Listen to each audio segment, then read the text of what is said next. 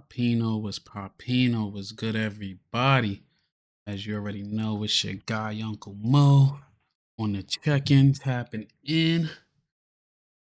Tonight, we gonna review the talk of the town, the Piers Morgan versus Nick Fuentes. They won at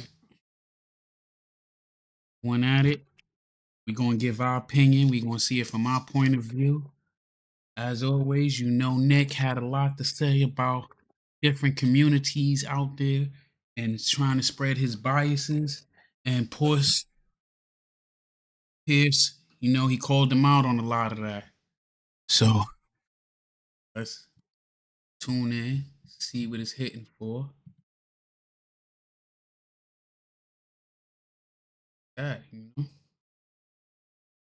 Appreciate everybody that's tuned in. Come in, hit that like button, hit that sub button. Make it do what it do, you heard?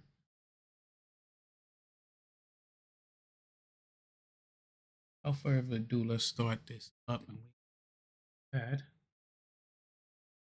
See. Let's do this correct.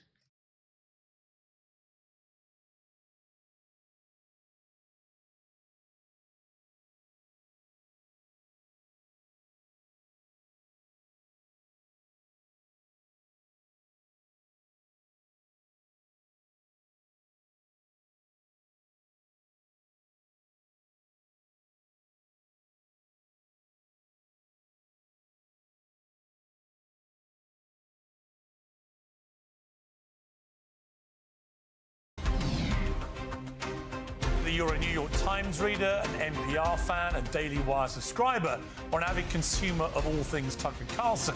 For several months now, there's been no avoiding the subject of Nick Fuentes. And let's be clear, the main reason you're hearing about him is because he's popular. A large number of people, especially young men, are interested in what he has to say. What that says about our society and our culture is the subject of ferocious debate. For many people, it's a grave indictment of an insidious immorality. For others, he's a product of a culture which has turned on its own and left many young people feeling listless and bitter. He's either a litmus test for right-wing hypocrisy on free speech or a walking, talking manifestation of where the line should be drawn. And a frankly preposterous amount of airtime has been spent on debating everything from his ideology to his sexuality and whether anyone should actually talk to him at all. If I were writing a glossary entry on the Streisand effect, I wouldn't put a picture of her next to it. I would put a picture of Nick Fuentes. They have opted to not do so when it comes to Nazis like Nick Fuentes. Fuentes takes this guy apart brick by brick. It's a full takedown. We're gonna watch this at one times half the speed because this is a long interview. We want to get through the majority of this tonight, so bear with me and understand. I can hear me dropping one in a comment to make sure our audio, everything is good.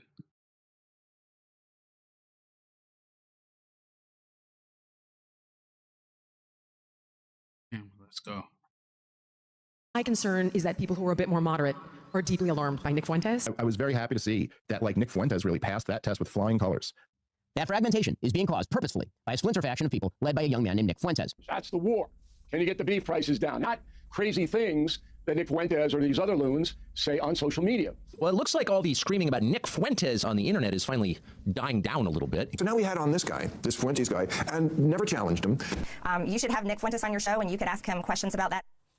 The truth is, it doesn't make a lot of sense to spend all this time talking about Nick Fuentes, but not actually to Nick Fuentes. People who say you shouldn't give him a platform overlook the very obvious fact that he already has a platform of his own, which is often bigger than most of the people complaining, and he uses it to speak unchallenged to his many followers. It's on that basis I've invited him to appear live and uncensored on my platform, and Nick Fuentes joins me now. Nick Fuentes, welcome to Uncensored. Well, now we got the reasoning on why he brought him on here, because he feels that everybody else has been talking about him, so he want to go straight to the horse's mouth and hear himself and challenge him on his perspectives himself. That's respectable, So. Hi, great to be with you. I don't know you. I don't think we've ever met. You can correct me if that's wrong. I know about you. I know that increasingly people are talking about you in a more mainstream environment than you may be used to. So for those who know nothing about Nick Fuentes, I want this to be an opportunity to get to the real person. I don't know who that person is, but I do want to use this opportunity to get there. I've seen you talk as we prepared for this, in exchanges with people and on your show, saying if you fear it's going to be very hostile, it's going to be an ambush, all those kind of things. I don't intend it to be overtly hostile. I don't intend to ambush you. I intend it to be an examination of what you said on the record, an examination of what you believe, or what you say you believe, and an examination of what your rising popularity says about the state of the conservative movement in America. So those are my goals from this interview. What are your goals? Why are you doing it?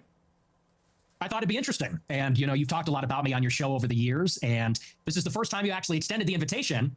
I think it might be the second, actually. I think we talked about doing it during A24 a few years ago, but you've talked a lot about me with the panel, and now you've extended the invitation to talk to me. And I think it'd be interesting for me to maybe clarify some positions and maybe get to know you a little better as well. So I'm looking forward to it. There is a belief that you have two personas. There's one that you roll out now for podcasts and for shows like mine, where you come across as reasonable. And then there's your show on Rumble, where you often come across as having, you know, a very unreasonable view on things. This is what Coleman Hughes said about you. Nick Fuentes knows exactly what he's doing. He is consciously playing this double game as part of a long-term strategy to become popular enough to take the reins of power, at which point he plans to pivot towards the extreme and unpopular policies that he advocates daily on Rumble. So first of all, what is your response to that?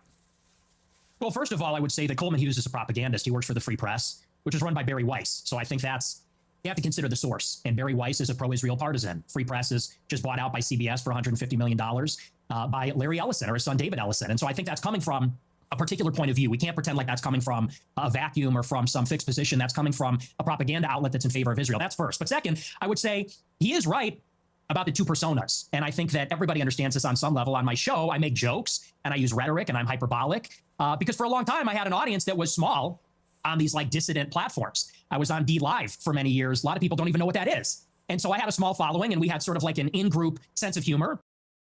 I do feel like he does a lot of rage bait and he say just outlandish things to get a rise out of people. And I feel that's what his popularity is, because he has a whole group of people that he's saying the things that they think in the back of their mind. He's saying it out loud. And now we're in a climate that people feel it's okay to be outwardly disrespectful and to be, you know, on that type of programming. And memes and things like that. And you talk about it one way on a freewheeling live stream when I'm by myself and I'm ranting and we make jokes and we play devil's advocate, we play with different positions. But then when you sit down in an interview like this one and people ask me a good faith question, what do you actually believe? Well, then I clarify and I say, well, here I'm not joking. Here I'm not being hyperbolic. I'm not being rhetorical. I'll tell you precisely what I believe. As far as this idea that I'm going to get power and then turn into Hitler, that just sounds totally insane to me. I'll be honest. It just sounds insane. Do you have aspirations for political power? Not really. I think that if I wanted to run for office, I wouldn't say a lot of the things that I say. I don't know that a lot of people would vote for me. I tend to offend everybody, even a lot of people that like me. So no, I'm a truth teller. I like to tell the truth. I like to do my live stream. Who is Nick Fuentes? Tell me about your upbringing. I know you grew up in the suburbs of Chicago. Tell me about your early years. Early how? Like my childhood or a little bit later? Childhood, yeah. Well, I grew up in the suburbs of Chicago in LaGrange Park, as you say. My parents are ethnics. You know, my father's half Mexican, half Irish. My mother's Italian. And they both came from a pretty rough upbringing themselves. They both were raised by single mothers, not because of divorce, but because both of their fathers had died. They endured a lot of dysfunction. And I think that's one of the reasons they came together and they related to each other and they wanted to create a normal upbringing for their children. They wanted to have a normal family life. And so they moved out to LaGrange Park away from the city. And they raised me and my sister and really put us first. I think that's a big reason why I tend to have a lot of these family values or Christian values. My mother quit her job and stayed at home to raise us. And so I have a very close relationship with my parents, with my sister. We're a very tight family. And we grew up in a pretty idyllic town. And maybe we can sort of get into a conversation about politics from this. I loved my upbringing. My mom stayed at home. My dad was working. We're in a mostly white suburb in Chicago. I was maybe half Catholic, half Protestant. It was a baseball town. I played baseball for many years. In Chicago, we love our hot dogs. We have our baseball parade and get a hot dog. And so I love where I came from. I love the city. It's a working class city. I love the people here. They're very good, humble, down to earth, decent people. And I guess I had my political, not to jump ahead, but this is a big part of where my political awakening came from. I sort of left this bubble, if you could call it that. When I went to college in 2016, I went to Boston University and I read a lot of things online and I realized the country does not look like LaGrange Park. It doesn't look like Western Springs or Hinsdale or Elmhurst. It looks very different. The country's undergoing a radical transformation because of immigration. And so I saw that and I said, this is not really a desirable change. I don't like the south side of Chicago or the west side or LA or certain parts of Boston as much as I like where I came from. And I guess that's what made me an American nationalist. I said, I want to preserve my home and the things that are familiar to me and the things I like about my home, what makes it America. So that's a little bit about my background. I don't know where you want to go with that, but well, I that's suppose my first obvious question is, were your parents immigrants to the United States, or were their parents, or were their grandparents? In other words, at some stage, I presume, there were immigrants in your family who came to the US. Is that correct? There were. I believe my mother was 4th generation and my father was 3rd generation. So their ancestors came here on my mom's side in the 1860s, I believe, the first wave of Italian immigration. My father's ancestors, I think they came around the turn of the century in 1900. So your view of immigration, and we'll get to the specifics about your views on immigration, are they not affected at all by the fact that if it wasn't for immigration, you wouldn't exist as an American? A good question right there, because first of all, he's not even trying to acknowledge that his Hispanic heritage, but if his father's Mexican, your mother's Italian, I don't will he get all this hate for immigrants and hate for like anything that's not American when his family migrated here. Whether it's the 1860s, which I doubt, that shit sounds ridiculous. But we could say that. But it's just crazy that he's so pro against immigration and hate everybody and acting like he's just the purest of white blood when he's mixed. And he's closer to Hispanic than he's first generation. So it's crazy. Well, I would certainly exist, but like I said, maybe not as an American. Certainly that's influenced in some measure. But I think that the kind of immigration that we had for a long time in the country, it's different than the immigration that we have now. And let's just say for openers, it's different immigrants. They're coming from a different place with a different culture, a different religion. It's not the same as it was. So first, you have a qualitative difference. My ancestors, for the most part, I have 3 European grandparents from Ireland and Italy, 1 from Mexico. They came from Europe. They came from a society where there's a common ancestry, there's a common religion, common civilization. The people that have... And Mexico, not just Europe, and Mexico. What you see, he wanted to, he's trying to do, well, if I got 3 parents that's from European descent, then we're not going to count the other parent that is. He's trying to glance right over that. I believe you are what your father is. You know, whatever your father are, that's what you are. So he's Mexican and Irish, I guess. We don't even know if that's true. I feel like he's just throwing that in there, in my opinion, to try to make himself seem less Hispanic. Have come in since 65, since Hart-Celler. They're coming from China, India, the Northern Triangle, Mexico, Venezuela. And so first, they're just different people. Secondly, it's a quantitative difference. There's way more, and it's an unceasing, always increasing wave. For the first 3 or 4 waves of immigration, you would have a major influx of immigrants, and then it would stop. And then you'd have another wave, and then it would stop. This one, it just keeps going up for 35 years, and it's too many. So that's really where I would draw the distinction between maybe where I originate from. I would even just simply call that immigration. What this is an invasion. It's a completely different policy. But you mentioned Mexico in that list, and your father is half Mexican. So, yeah, I mean, by your criteria, part of the invasion would include your father, presumably, and his immediate descendants who came from Mexico. Not really true, because when my father's ancestors came here, it was a small fraction of the total immigrants that came from Mexico. I don't believe that we should have 0 immigrants forever, or even 0 immigrants from non-white countries. But you have to draw the distinction. My father's father, he was here in the 40s and 50s. It was his parents, or I believe either his parents or grandparents, that came here even earlier. Up until 1965, 90% of the immigrants were coming from Europe. I have no problem with that. If we have 10% of them coming from Mexico or Latin America, maybe that's reasonable. But so as long as the immigrants or the immigrants are coming from European countries, he's cool with it. But if they're coming from anywhere else in the world, it's a problem and it's an invasion. That's crazy. That's peculiar. So he's so disgusted with his own heritage that he's trying to really just wash it out. That's what he's trying to do. He want it washed out.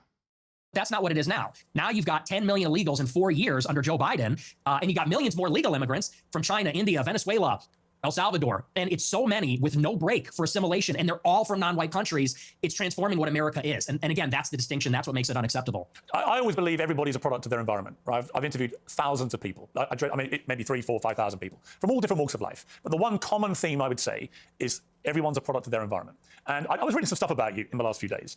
There was an episode of your podcast where you talked about your father, Bill Fuentes, and how he wouldn't take the family, including you, to certain restaurants because he believed they were associated with African Americans. We would be deciding where to go to eat, you said, what are we going to do for dinner tonight? It was a running joke. Me and my sister would say Applebee's, and my dad would say we would never eat at Applebee's. Not in a million years should you be caught dead, Fuentes said about Applebee's. Go to a different restaurant, a local restaurant. No Applebee's, no Red Lobster. That is commonly known as black fare. And you also shared another story about your family. I'm black, and I never knew growing up that Red Lobster and Applebee's is a black restaurant.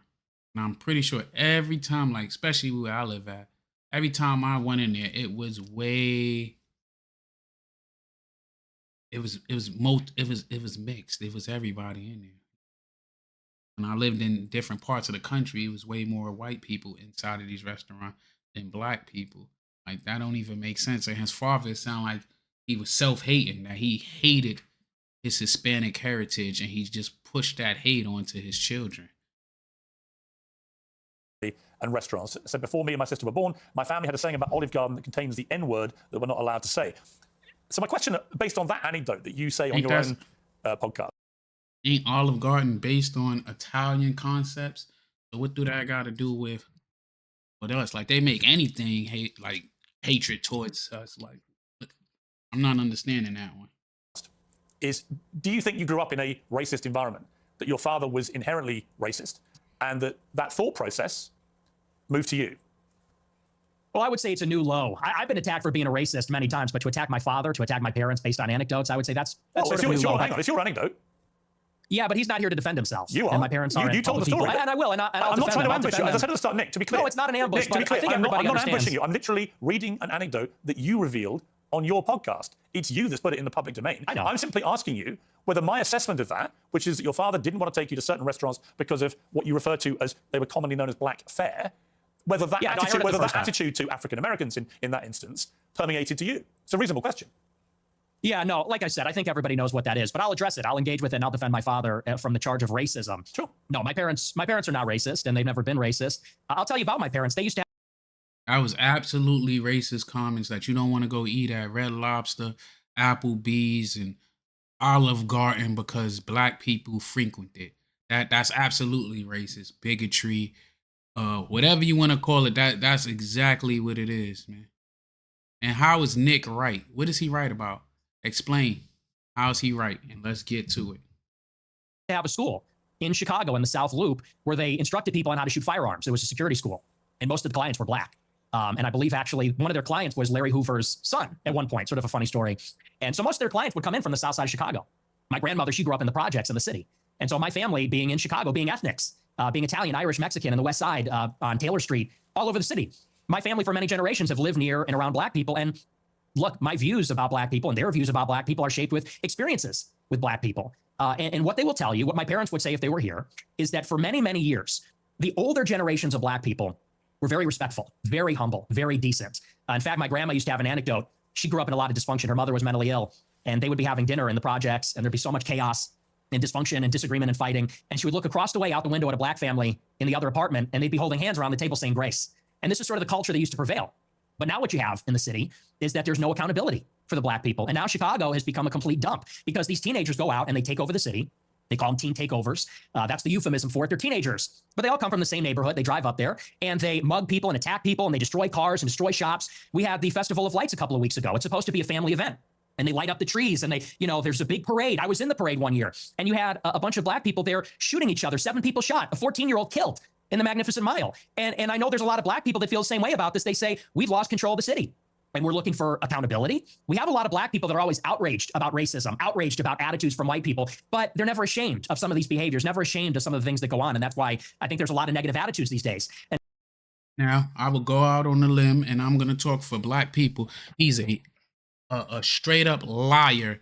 We do not go out there and project this whole degenerate behavior, and it's over 40 million black people in the United States, and for you to think that all black people, for the 1% that commit these crimes and shit, is doing this is just a degenerate, man, degenerate, and that's just crazy. And so again, I think those attitudes, you say I'm a product of my environment. I am. And so are my parents and my grandparents. Unlike you, because you're not even American, in Chicago, we have to live in a big, diverse city where there's a lot of different kinds of people. And I live in a big, diverse city. Tell you the same. I live in London. It's one of the biggest and most diverse cities in the world. But it's not the same. Well, actually, it's a big, diverse city. The only difference is we don't have the gun violence because we don't have guns. That's a whole different story. I don't want to get into that with you. I have got into that before. You got in America. a knife problem. You got sword problems. We have problems. You have Aladdin. We have problems with violent crime. I make no pretense of it. So the idea that somehow I'm cosseted in London because I'm not in Chicago. I didn't say that. Well, you kind of implied it, but I guess my point about the environment, I'm not saying you are a product. Shout out to Jamaica.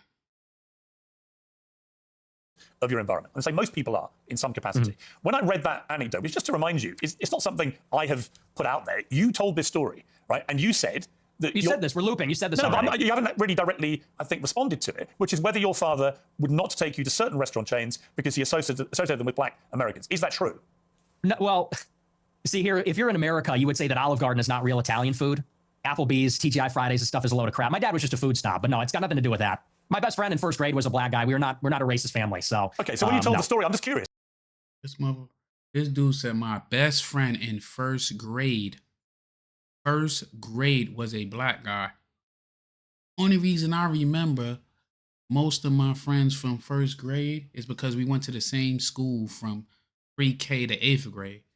So we literally came through the whole school experience together.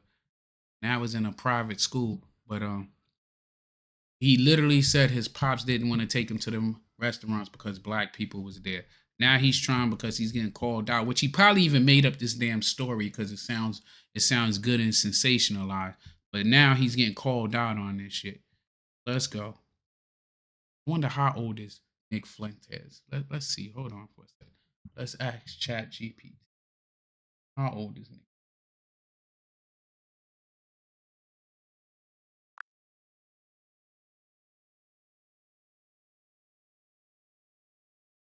Hey, Little Mo.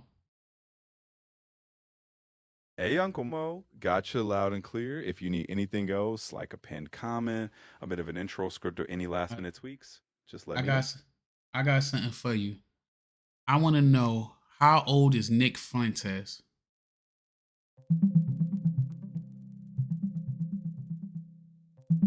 So Nick Fuentes was born on August 18th, 1998, which means he's about 27 years old in 2025. Thank you. You're welcome. Anytime, Uncle Mo. If you need anything else, just let me know.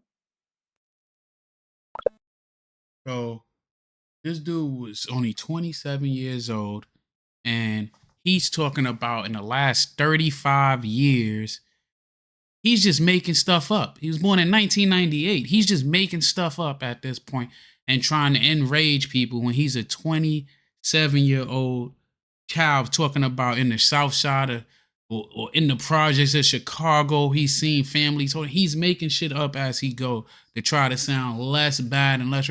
And yeah, this is a lot of self-hate on his behalf, that he's just upset that, his I don't know. I think he just found his lame around a bunch of other lames to talk some shit, and it just sensationalized him. He ain't even experienced shit. So when you told that anecdote, which clearly on the face of it is racist, right? You're basically saying your father made racist decisions about where you would go as a family to eat. Are you saying, well, I'm just going to ask you a question. Are you saying that when you told that story, you didn't mean to infer that he was racist? And do you understand why when somebody like me reads that anecdote for the first time, as I did this week, I reach a different conclusion? Well, I understand what you're doing, which is a sort of making of a murderer. How did he become racist? Well, his father didn't eat an Olive Garden because he said that's not real Italian food. Hang on, can I? I'm literally reminding you of something you said on your show, which led me to conclude a certain thing. If I'm wrong, tell me. Yeah, it was said in jest as a humorous anecdote, and now you're trying to spin it into a narrative, which is his parents are racist. He comes from a long line of racists, and I think everybody knows my parents are boomers. And these people come, well, you're a boomer, I guess, too, in a way, 60. right? You were born in, 19? Yeah, so you're a boomer also. Or maybe you're a Gen Xer. I suppose it's sort of on the cusp. But it's a humorous anecdote. These are kind of the attitudes of baby boomers in society, but you're trying to spin it into a narrative, which is you're a product of your environment. Your dad's racist because of this joke. Now you're a racist, and I don't think that's a fair characterization. Okay, people can make their own minds up. They can go back and listen to you say it. I mean, the beauty. So because his pops is older, it's not racist to say racist stuff. They had you at an old age. If you're 27 and you're saying they was born back then, so they probably was in their 40s when they had him. Okay. Of what I'm going to talk to you about in this interview is that almost all of it is just going to be reminding you what you have said and asking you what you meant. Your position about that story is that it was a joke, okay? I want to come to something else you said. This is where you talk about Jews, women, and blacks. Let's just take a listen. They're always coming up with, no, it's not the Jews. No, it's not women. No, it's not blacks. It's actually really complicated. No, it fucking isn't at all. Jews are running society. Women need to shut the fuck up. Blacks need to be imprisoned for the most part. And we would live in paradise. It's that simple. Okay. Would you like to clarify what you meant there? That's all true. That's 100% true. Everything I said in that clip is true. Including that blacks need to be imprisoned for the most part? Yeah. Yes. Well, all of them? No, for the most part. What does the most part mean? What percentage of American blacks would you like to see in prison? Whatever the percentages of the murderers. I think it's 1 in 20 black men will commit a murder in their lifetime. So maybe let's say that, 5%. Oh, so you're talking 5%, right? I'm gonna let him cook, and then we gonna look up these numbers, debunk the lies he's putting on. about black people who murder people. Yeah. Oh, absolutely. Yeah. But you didn't say that. You just said blacks need to be imprisoned for the most part. You didn't clarify that you were talking about black murderers. Right. Right. No, you're right. That's a good addition to that. That's a great point. Do you think it's funny or? I think, yeah, I do. I think it's hilarious. I think it's totally true. Do you think a black American would find it funny? Do you think that blacks should be imprisoned for the most part? Blacks are my biggest fans. I get high fives all the time. They say, Nick Fuentes, I love your show. They agree with me. And you want to know why? No, the fuck we don't. No, we don't. I have never ran into any black dude or fan that say, I love Nick Fuentes and the bullshit lies that he spewed talking about us. No, we don't. Here's the difference. Black people are the most victimized by other black people. You think black people want to live in the hood, in the ghetto, and get shot all the time? That's what happens in the south side of And he keeps talking about South Side Chicago, South Side Chicago, South Side Chicago. White people get killed by white people all the time. Every demographic gets experience crime from the demographic that they is. We could talk about how, like 86% of child porn and child mistreatment comes from white men. We could talk about that. Don't they belong in jail? Why is that not a topic? Why is he trying to clean up the community he want to be a part of so bad? Why he's not trying to clean up? And white people commit more crimes than black people. Period. No arguing. No disputing that. Chicago. You should come here. I'll take you there. We could go to Garfield Park. I went to Chicago University for a year, actually, several years ago. Yeah, that's a bubble. That's a bubble. You think you're in Chicago and Hyde Park? You don't know Chicago. Go a little bit west, see what it's like over there. And I'll tell you, black people agree with me because they're tired of it too. And maybe not most of them, but a lot of them agree with what I say about that because they know how it is. That's why the first thing they do when they make a little bit of money is they go and leave to another neighborhood. Okay, so what was just remind me again, the percentage of black men who commit murder in America. What was the percentage you gave me? It's 1 in 20. 1 in 20. It's 1 in 100. No, it's 1 in 20. No.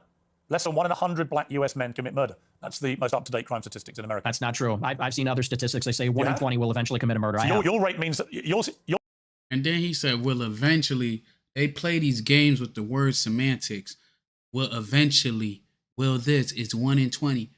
1 in 20, that is a straight up lie, but it sounds good because he could fearmonger y'all to think that we're so dangerous. And then black people so dangerous. Why do y'all always fuck with black people? Black people don't go out looking for y'all. Why do y'all always poke the bear and try to fuck with black people? Are too.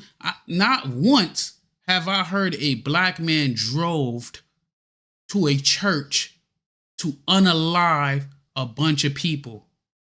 But like a few months ago, didn't somebody drive into the church, start unaliving people and set it on fire? Why he's not talking about that? And he was on the right. Why are they not talking about that? So what is the percentage of white men that commit murder? 1 in 5? If that's what he's gonna say? If it's 1 in 20 in black men, is it 1 in 5 in white men? He's making stuff up to make some people feel better about their degenerate behavior and get somebody to look down upon, and to make some people just like that's not gonna research on their own. But he's straight lying, and he's lying with his straight face, but they're gonna get to that later. That he's that's suspect too. You're saying that 5 times as many black men commit murder as the official crime statistics say. Yeah, there's a report, I believe, on X by Data Hazard. I'll have to go and double check that for you. But yes, there's some pretty shocking evidence that says that it's far more alarming than you would think. Okay, but you would accept that the official crime statistics are 1 in 100, or you wouldn't accept that statistic? I don't know. I don't have it in front of me, but I've seen other evidence. Like I said, Data Hazard. Every time they do these debates and they pull up the real evidence, they always make up some bullshit that they done heard on X or Wikipedia on the article they made. But that is just straight up lies. Straight up lie. Yeah. Let's look it up for ourselves. Hey, ChatGPT, I got a question for you. Sure thing. I'm all ears. Go ahead and hit me with your question. So we're reacting to this interview, and in the interview, Nick Fuentes said 1 out of 5 black men in the U.S. will commit murder or have committed murder. Is that a true statement? That claim is definitely not accurate, and it's not supported by any reliable statistics. It's actually a pretty extremely misleading statement. Official crime data doesn't show anything like that proportion, so if you're reacting to it, it's definitely good to fact check and point out that it's not a factual statement. Okay, with that not being a factual statement, what is the actual statistics of black men in America that committed murder?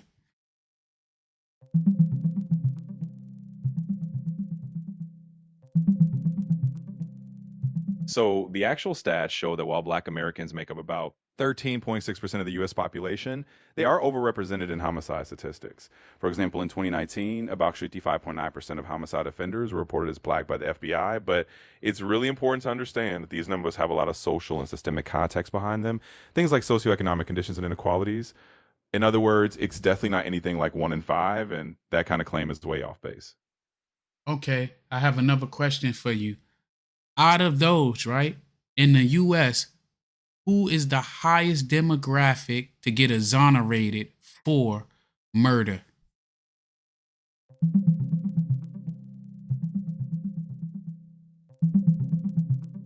So in the US, black Americans are actually the demographic most likely to be exonerated for murder. Even though they make up about 13.6% of the population, they account for roughly 55% of murder exonerations. This is often due to factors like official misconduct, cross-racial misidentification, and issues with jury composition. So it's a pretty well-documented systemic issue.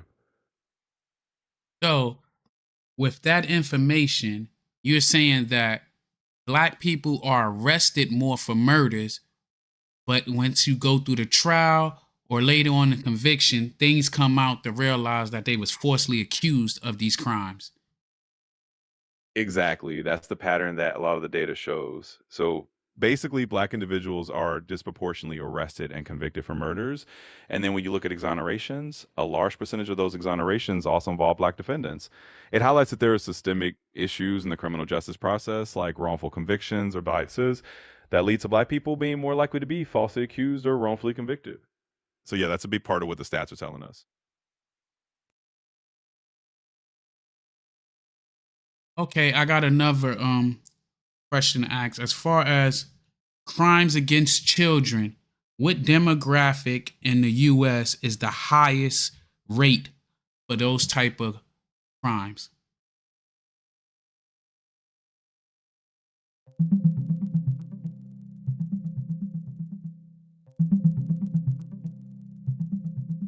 So when it comes to crimes against children in the US, it's a complicated picture. Generally, most perpetrators of child maltreatment tend to be parents or guardians. And in terms of demographics, a majority of reported perpetrators are white and female. But it's key to remember that these stats don't necessarily mean any one demographic commits these crimes at the highest rate. A lot of factors like underreporting or systemic biases that can influence how these numbers look. So it's a sensitive topic, and the data has to be understood in context. Okay. I don't want to say the full word for YouTube purposes, but for the production and distribution of child porn in the United States, what is the demographic that is convicted the most for distribution and manufacturing of that type of material?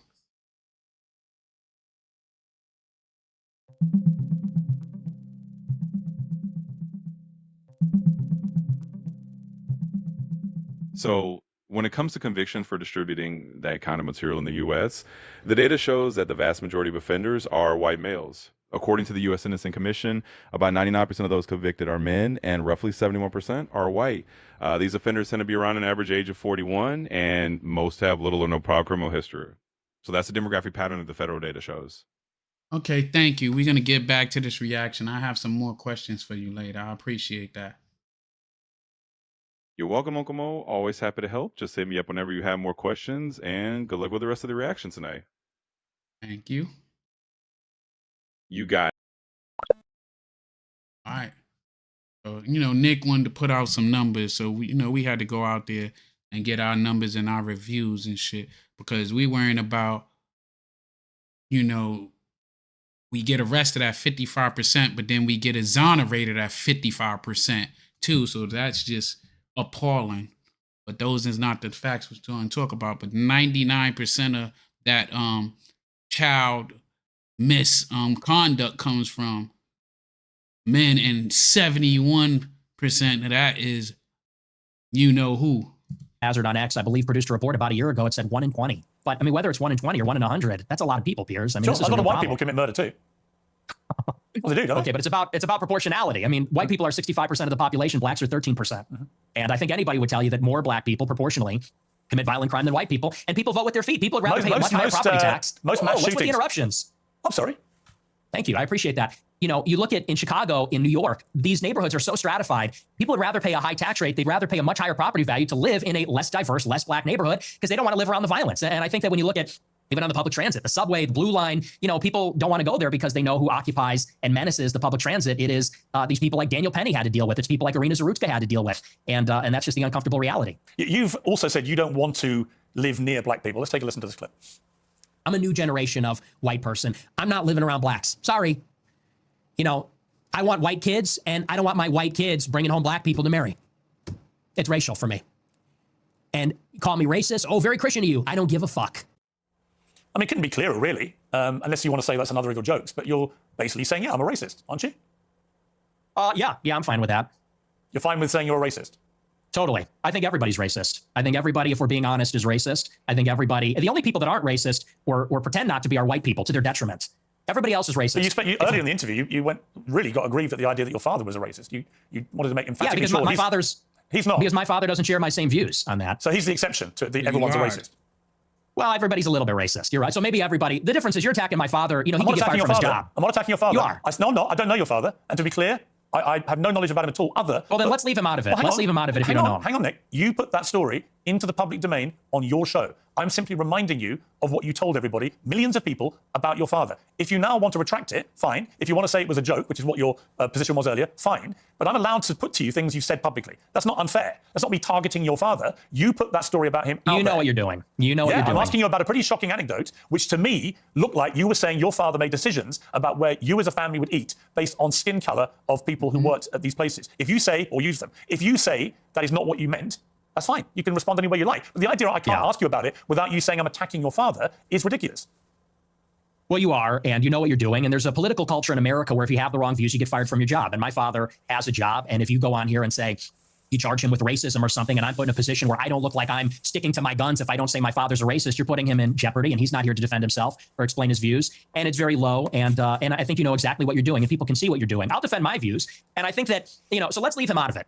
Let's just not talk about my father because my father isn't here. I'm here. Okay, well, then do you accept my you views shouldn't and talk? I'll Okay, defend listen, that's fine. But then do you accept you shouldn't talk about your father on your show, and you shouldn't tell? Absolutely not. Absolutely so not. So it's fine for you to put a story out there which would make most people who listened to that story or watched it at the time on your show conclude that he was racist. It's fine for you to do that. But if I then ask you about it, I'm the one who's being unfair. And So he put out there that his father was a racist, but now he's worried about the accountability factor of hearing how he thought it sounded good, and I don't think he thought that it was going to get out to the masses that he was talking and spewing this hatred when he tried to say, hey, it's not cool to go eat at Applebee's or any place that black people are at, or Olive Garden or nothing, because black people go there. I've crossed the line. Is that what you're saying? Yes. Okay, yes, you're being malicious. Okay, that's fine. That's fine. Listen, people are watching this live. They can. This motherfucker talked all that shit about everybody and going to say somebody's being malicious. And bro, you talking about people started immigrating here the last 35 years. You're 27 years old, bro. You don't know nothing about nothing, bro. Draw their own conclusions about whether what I just did. Will. Yeah, and I'm sure afterwards, by the way, you'll say, he ambushed me with your own words. With your own words. That's a little presumptuous. I'm not going to say it's an ambush, but I think that's a low blow. And I think you know what you're doing, and that's fine. You're a tabloid journalist. I expected that. I don't think it's an ambush because I knew it would be like this. And people will see what you're doing, and I think they'll say it's low. But as far as you want to talk about racism, let's talk about racism. Let's leave my dad out of it. Look, you've admitted you're a racist, correct? Yes, 100%. Okay. Own it. Okay, that's fine. You're perfectly entitled in a free democratic society to stare down the barrel of his camera and tell me you're a racist. People can judge you accordingly. Many people who have assumed that you're racist will now have heard it from your own lips. That's fine. There you go. That's the point. The point of this interview is to go over the things you've said, which have led people to reach conclusions about you, and to ascertain whether those conclusions are fair and reasonable or not. That's it. So I want to play you another clip. This is what you talk about why white people are justified in being racist. Let's take a listen to this. First, white people are every single bit justified in being racist. Every single bit justified, to the extent that that means going out of your way to avoid black people when you see them. You stand by Absolutely. that? Absolutely. Absolutely. So white people should go out of their way to avoid black people when they see them? Absolutely. They would be wise. Why? Because it's a lose-lose proposition. If you're Irina Zarutska and you don't walk the other way, you get stabbed to death and you die. If you're somebody else and you walk on the subway and you stand near a black person or something, maybe it's fine. It's a lose-lose proposition. So no, I think that white people have been beaten into submission, that we're afraid to tell the truth about it. And the truth is that when you go into these major cities like New York or Chicago, I believe she was in North Carolina, there is a menace, which is young, black, adolescent men. They're extremely violent. And we have been told that we have to pretend like they are every other person. We have to be colorblind to that. And we're supposed to go and be in the midst of all this danger. And I think that at this point, it's gotten out of control. You look at the BLM movement, they said that the reason that black people are violent, or the reason there's crime, is because of police brutality, or redlining, or all these other things. They said we need to get rid of the police. We need to defund them. And a lot of cities did. A lot of cities like Chicago, for example, the police changed the rules of engagement. They don't chase them. It's not a felony if you steal a certain amount of merchandise. They won't chase them on foot. And now the city's totally up for grabs. Never been a felony if you stole under a certain amount. So you see how he's making up shit, and he bought a redlining. That's the truth. That we cannot dispute the fact that redlining happened.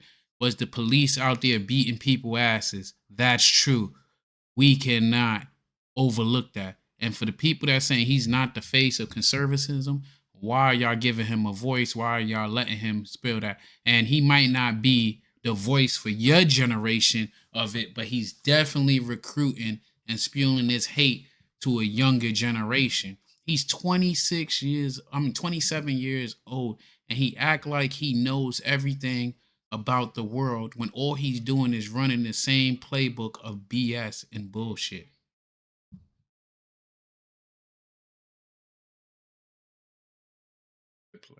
Perhaps. And now, whether you're in the Gold Coast or whether you're on the Mag Mile or you're in the worst neighborhoods in the city, you might get shot, you might get mugged, someone might run up on you. And I tell my followers, it is better to be perceived as racist or racist and walk the other way and maybe keep your life than to say, I'm a good anti-racist. I don't mind that this person's making me uncomfortable. Maybe he's looking a little froggy. I'm going to sit down because I'm a good person and get stabbed, mugged, whatever. And by the way, this is a strategy. They call it the friendly stranger. There's a crew of them. They do this in Chicago. They stand outside bars, black people. They approach strangers. It's a robbery crew. And they pretend to be a friendly stranger, and then they mug them. And stupid white people say, oh, hi, yeah, nice to meet you. You know, they grin, they laugh, they put up with the nonsense, and then they get mugged, or worse. Sometimes they get executed. And so as a white person, how do you feel about mass shootings at school? I think they're bad. Who do you think? Hold on, man. Now I gotta look this up because I don't believe this BS he's saying. And for y'all that and he's not, what facts are he speaking? What facts are he speaking? That white people are racist? That's the fact that you're standing on? That white people are racist? Because I don't see no facts that he's speaking. And ain't no cops I have plenty of family members that's cops, FBI agents, and it is nowhere that says that. And I live in fucking New York City. I'm from New York City, lived in New York City, served in the military, earned property. Where's this happening? Growing up in New York City, people don't go to certain areas, period. Like New York, people just don't go wandering around the city. You usually go to where you want to go, like point A to point B. So I don't see, he's right about certain amount of stuff. That's how it is in New York City. I'm also 22 years, you're 22 years old. I've been in the military for 22 years. What happens in New York City? Please explain it to me, because I live in New York. Well, I don't live in New York right now, but I have family in New York. My parents still live there. I be in New York down there every weekend. I'm always spending time. I got children up there. So tell me, where is people getting randomly attacked? Or we got white people, black people, and a lot of people with mental health issues running around the city doing something. But where are black people going out looking to attack white people? Where's that happening at?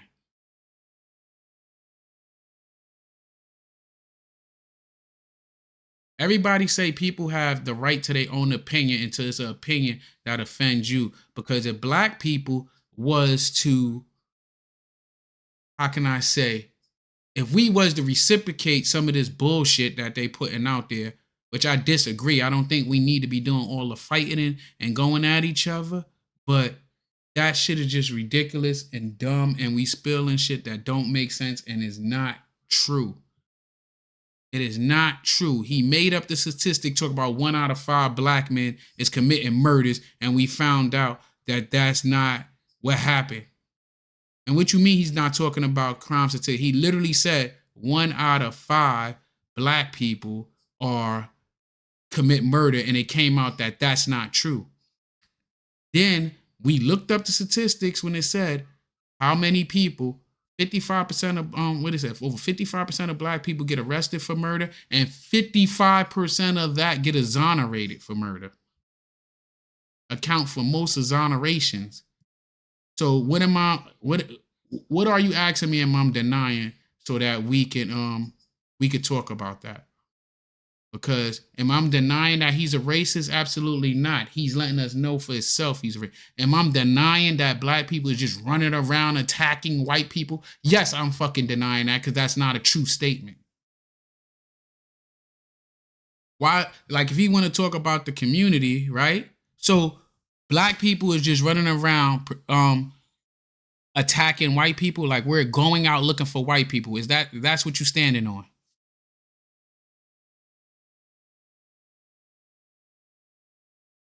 Is stealing a certain amount of stuff is not being a felony. That's what I'm responding. No, what I'm trying to say, you ever heard of petty larceny? It is a certain threshold you have to meet before they consider it a felony with some shit. You know what I mean? I don't fucking steal, so I wouldn't know. But I'm telling you, it is a certain threshold. It's always been a certain threshold to hit. If you steal a candy bar in some place, you're not going to get the same if you robbed a bank.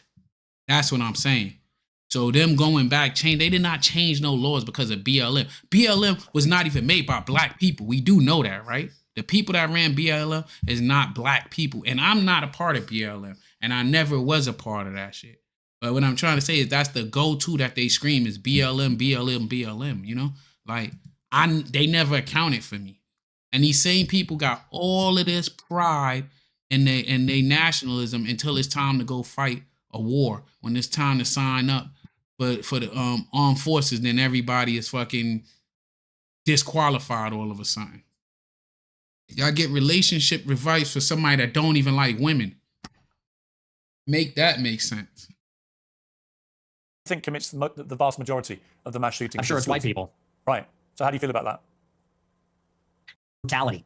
The redlining or all these other things, they said we need to get rid of the police. We need to defund them. And a lot of cities did. A lot of cities like Chicago, for example, the police changed the rules of engagement. They don't chase them. It's not a felony if you steal a certain amount of merchandise. They won't chase them on foot. And now the city's totally up for grabs. And now whether you're in the Gold Coast or whether you're on the Mag Mile or you're in the worst neighborhoods in the city, you might get shot, you might get mugged, someone might run up on you. And I tell my followers, it is better to be perceived as racist or racist and walk the other way and maybe keep your life than to say, I'm a good anti-racist. I don't mind that this person's making me uncomfortable. Maybe he's looking a little froggy. I'm going to sit down because I'm a good person and get stabbed, mugged, whatever. And by the way, this is a strategy. They call it.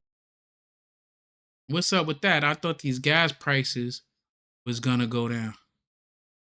I wonder what happened to that. I thought we was going to get lower food bills, lower gas prices, and the only thing we got was higher racism.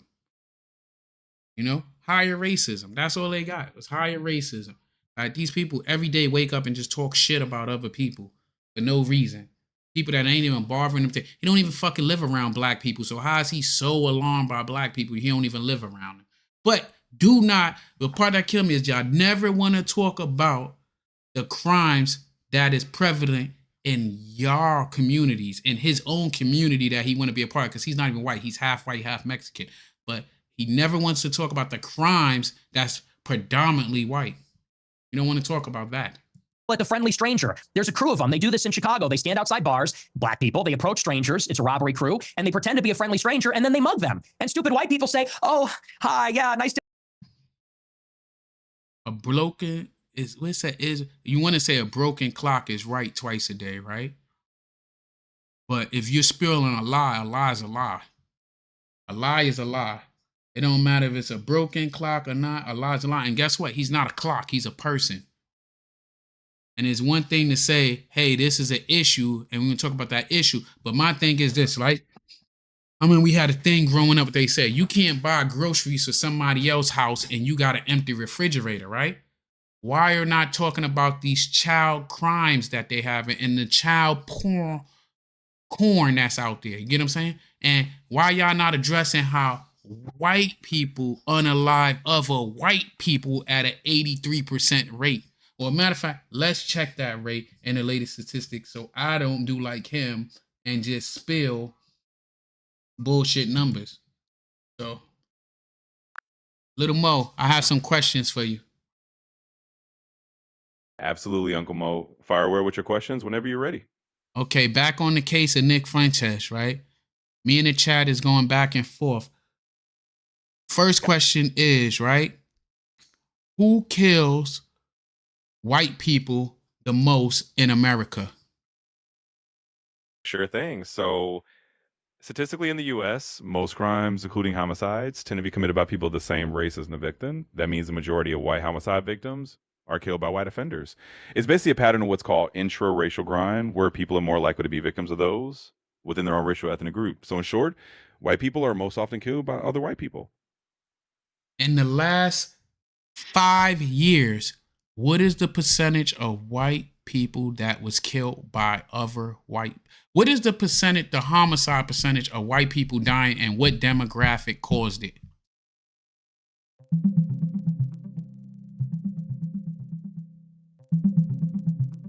So from the most recent solid data we have, like the FBI's 2019 report, about 81% of white homicide victims were killed by other white offenders. That's a pretty stable pattern, and while the exact percentage might shift slightly year by year, it generally shows that most homicides are interracial. So yeah, that's the ballpark figure you're looking at. So for you in the chat that said that was a lie, that's the cold hard numbers for you. That 89%, well 81% was committed by other white people, which every demographic is did it. Okay, so because we got non-believers in the chat that said it's not true. Where are you getting these statistics from, ChatGPT? Absolutely, Uncle Mo. For anyone in the chat who wants the source, the numbers I mentioned come from the FBI's Uniform Crime Reporting data. This is one of the main official sources for crime statistics in the US, and it's publicly available. So yeah, that's the hard data. 81% of white homicide victims are killed by other white offenders, and that's just how the numbers break down.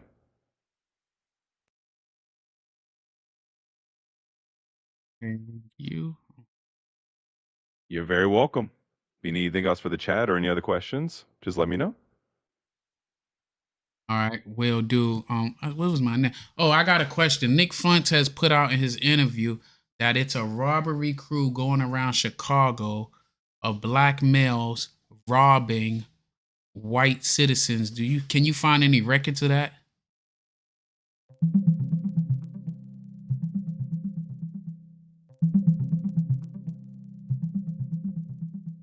So here's what I could find. There was a case in early 2024 in Chicago where a group of people were actually staging armed robberies to help individuals apply for U visas, which are visas for crime victims. This involved a range of businesses around Chicago, but it wasn't exactly a scenario of a single crew just targeting white citizens. It was more about a fraudulent scheme for immigration purposes. So that's the May-related story that came up. Okay, thank you. You're welcome. We're going to finish watching this interview. I'm pretty sure I'll be back to ask you some more questions so we can show facts to the non-believers. Absolutely. Feel free to jump back in anytime you need more facts or want to set the record straight. I'm here for it. Enjoy the rest of the interview. Thank you. You're very welcome. Anytime, Uncle Mo. All right, let's get back to that because y'all got to hear from there, and you got the sources of where we're getting these numbers from. To meet you, they grin, they laugh, they put up with the nonsense. And should they avoid? I think that white people do more antisocial violence. I think black people participate in more gang violence. I think that's a difference. What's the difference to the victims? There's no difference to the victim, but it's someone might run up on you. And I tell my followers, it is better to be perceived as racist or racist and walk the other way and maybe keep your life than to say, I'm a good anti-racist. I don't mind that this person's making me uncomfortable. Maybe he's looking a little froggy. I'm going to sit down because I'm a good person and get stabbed, mugged, whatever. And by the way, this is a strategy. They call it the friendly stranger. There's a crew of them. They do this in Chicago. They stand outside bars, black people. They approach strangers. It's a robbery crew. And they pretend to be a friendly stranger. And then they mug them. And stupid white people say, oh, hi, yeah, nice to meet you. You know, they grin, they laugh, they put up with the nonsense, and then they get mugged. Or worse. Sometimes they get executed. And so as a white person, how do you feel about mass shootings at school? I think they're bad. Who do you think commits the vast majority of the mass shootings? I'm sure it's white people. Right. So how do you feel about that? I think that white people do more antisocial violence. I think black people participate in more gang violence. I think that's a difference. What's the difference to the victims? There's no difference to the victim, but it's a different kind of crime. And it's a different proportion also. Do you know what percentage of white people are school shooters? I know that the vast majority of mass shootings in schools in America this century were perpetrated by young white men. And what proportion? I'm curious. Right, I'm curious whether your advice would be to people who have kids in these schools. Should they avoid? Let's answer it for him because he said he don't know if his mic is working. So let's answer it because I'm pretty sure it's at least 80% is. How you doing, Little Mo? It's me again. I got a question. Nick Fuentes want to know what proportion of school shootings in the USA was committed by white people.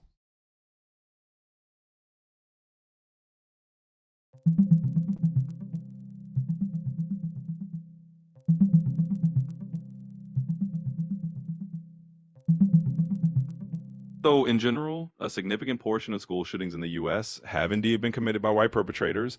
Estimates from studies on mass shootings suggest that roughly around half of such incidents have involved white shooters, though exact numbers can vary a bit depending on the data set. It's a complex issue, and the demographics can shift depending on how you define and track school shootings, but that's the general picture. Can you give me a percentage of who it was in the last 20 years? Can you give me a percentage by demographic of each demographic in the U.S. that committed mass shootings at schools or on school grounds?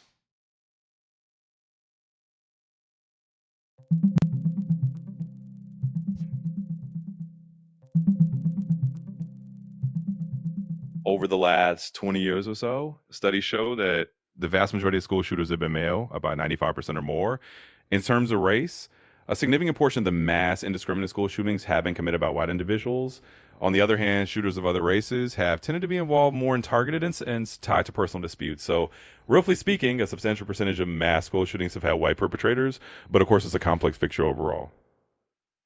Okay, in school shootings that somebody died or 4 more people was gravely injured, what is the percentages?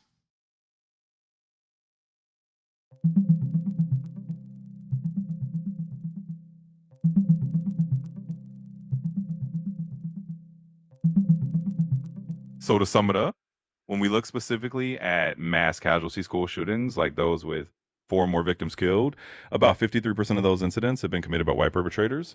Black perpetrators accounted for around 21%, and smaller percentages were linked to other racial groups. Basically, the majority again white males, but there are differences depending on the type of shooting and the circumstances.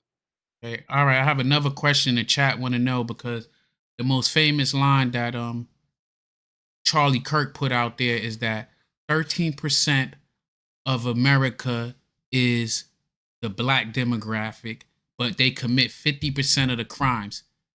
Is that a true statement?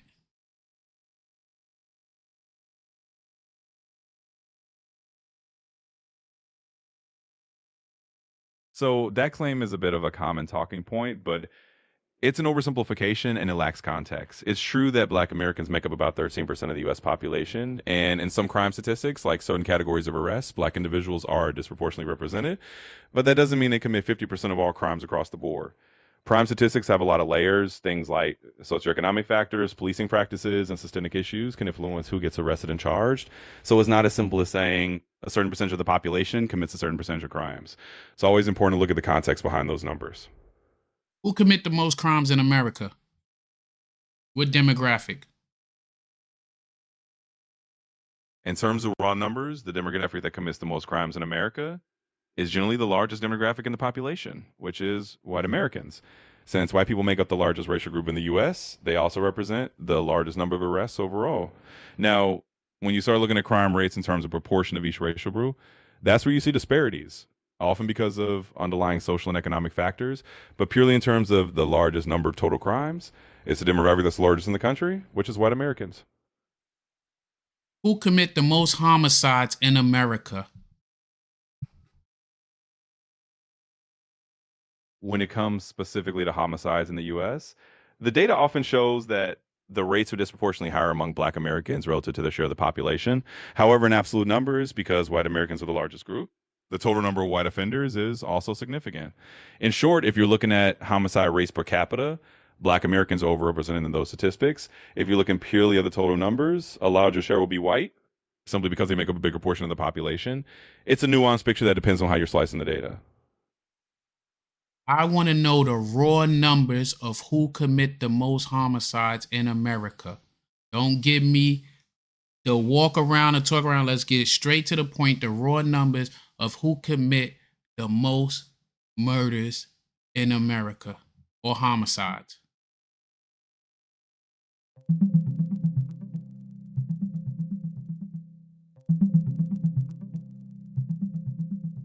All right, straight to the point. Based on the most recent comprehensive FBI data we have, which is from around 2019, in terms of raw numbers of homicides where the offender's race was known, about 55.9% were committed by Black offenders and about 41.1% by white offenders. That gives you the raw breakdown from the most recent Tyler stats. Okay. And for exonerations on murders, what demographic by percentages was exonerated the most for murders or homicides in the United States?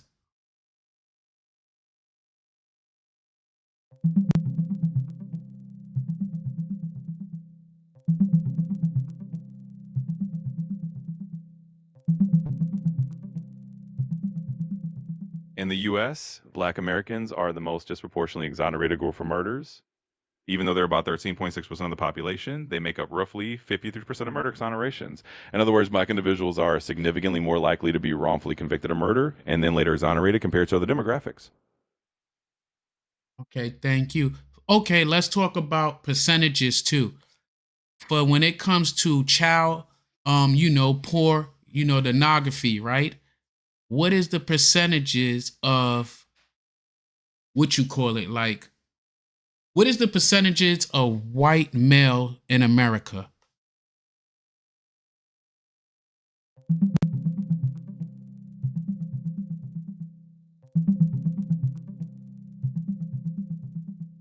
So in the US, when it comes to convictions for child pornography offenses, the majority of offenders are indeed white males. Roughly about 57% of those convicted are white, and overall about 93% of offenders are male. So that gives you a sense of the demographic breakdown. Okay, what is the number broken down by demographic, the percentages of white males in America? In the general US population, white males make up roughly about 30 to 32% of the total population. That's just the overall demographic percentage of white males in the country. So when you're looking at any specific statistic like offenses or other demographics, you can compare it against that baseline. So they count for 30%, but yet they count for 57% of all crimes that's like against children. Right. That's exactly the disparity you're saying. So hold on. while white males are about 30% or so of the U.S. population, they do make up a significantly larger share of convictions in those particular types of crimes against children, like around 57%. It's a noticeable overrepresentation in that specific category compared to their share of the overall population. So I got another question. Earlier we talked about crimes committed against children, period. And we said, who was the highest demographic that does that? Exactly. We touched on that earlier. So just to recap, when it comes to overall crimes against children, the data shows that the majority of offenders are typically parents or guardians, and a significant portion are white males. Basically, because white people are the largest demographic in the US, They also make up a large share of offenders in absolute numbers. And within that, white males are disproportionately represented in certain types of child-related offenses. So that's the demographic picture we were talking about. And what's the percentage of that white males account for? So in terms of the percentage of crimes against children where white males are the offenders, it can vary by type of crime. But for offenses like child pornography, for instance, white males make up around 57% of those convicted. For other types of child-related offenses, the percentages can vary, but white males do form a substantial portion compared to their share of the population. So roughly it's in that range. Where did the percentage come for that they count for 86% of it? Where did that come from?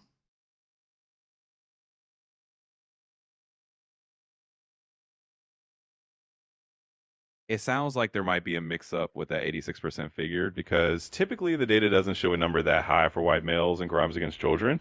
For example, in the case of child pornography offenses, it's closer to around 57%. For general crimes against children, the percentage of white offenders is significant, but not typically as high as 86%. So if you heard that figure somewhere, it might be a misquote or a misunderstanding of a different statistic. So for general crimes against children performed by white American males, what is the percentage?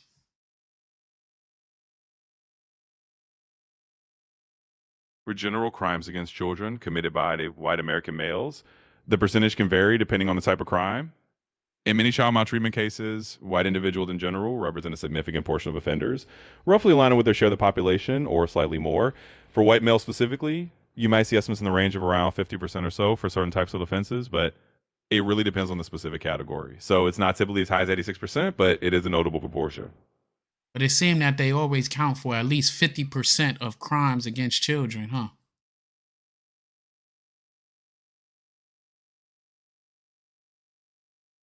It can definitely feel that way because in certain categories of offenses against children, white males are indeed a significant portion of offenders. The percentages can vary, but for certain types of crimes, it can hover around that 50% mark or even a bit higher. So it is a notable overrepresentation compared to the share of the population. If you're Oh, thank you. I mean, I just wanted to know because we are so hooked on the over or misrepresentation of black, individuals in America, but we only count in certain statistics. So I got another thing for Now we're gonna end this. We're gonna go back to the interview. I'll talk to you later. Thank you.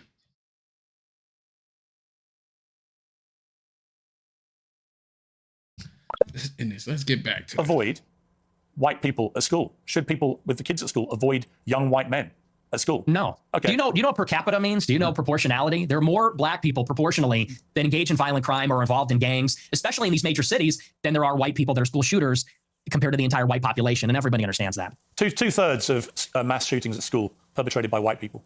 But what proportion of white men commit school shootings? That's the question.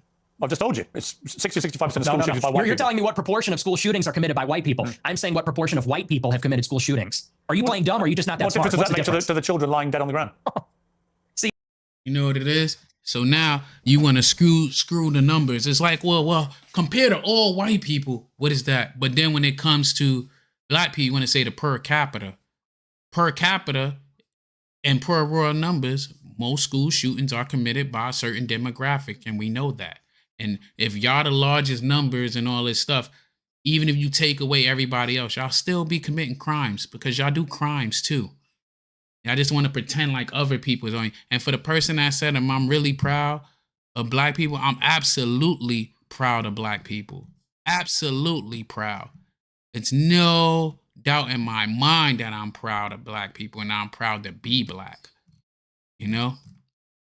I'm absolutely proud. Absolutely. I'll take the 13% and 50% or whatever the hell y'all want to say over any day over being the largest demographic that, do harm to children. I'll take that any day.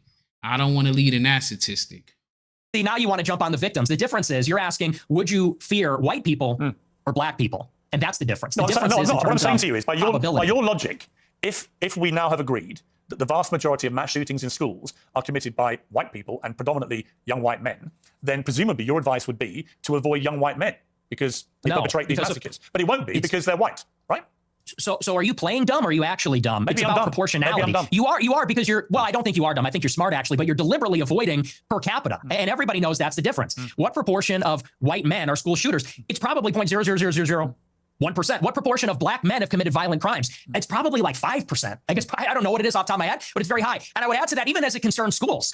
Why do you think parents pay a super high property tax to live in a school district where there's white people? Because they know that if they go to the black school, it's going to be the Bloods and the Crips. It's going to be gangs. It's going to be, you know, you talk about school shootings. Nobody talks about all the school shootings that are committed by gangbangers in and around the school. And all the It don't be all those school shootings, and then he wouldn't say in and around. He keep moving the goalposts around. It ain't all those grand shootings because when you go to these schools, it's set up like the damn airport with TSA. They were getting goddamn searched. Your stuff going through this. So let's cut it out because that shit will be all over the news.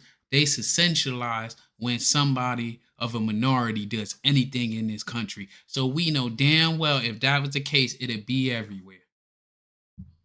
The other violence that's associated with that. I mean, these schools in the south side of Chicago, you know, it's just not. I have an answer for you, Nick. So the proportion of the population who carry out mass shootings is actually the same for black and white. For white people, the proportion of the proportion again, of the population. Are you hearing it?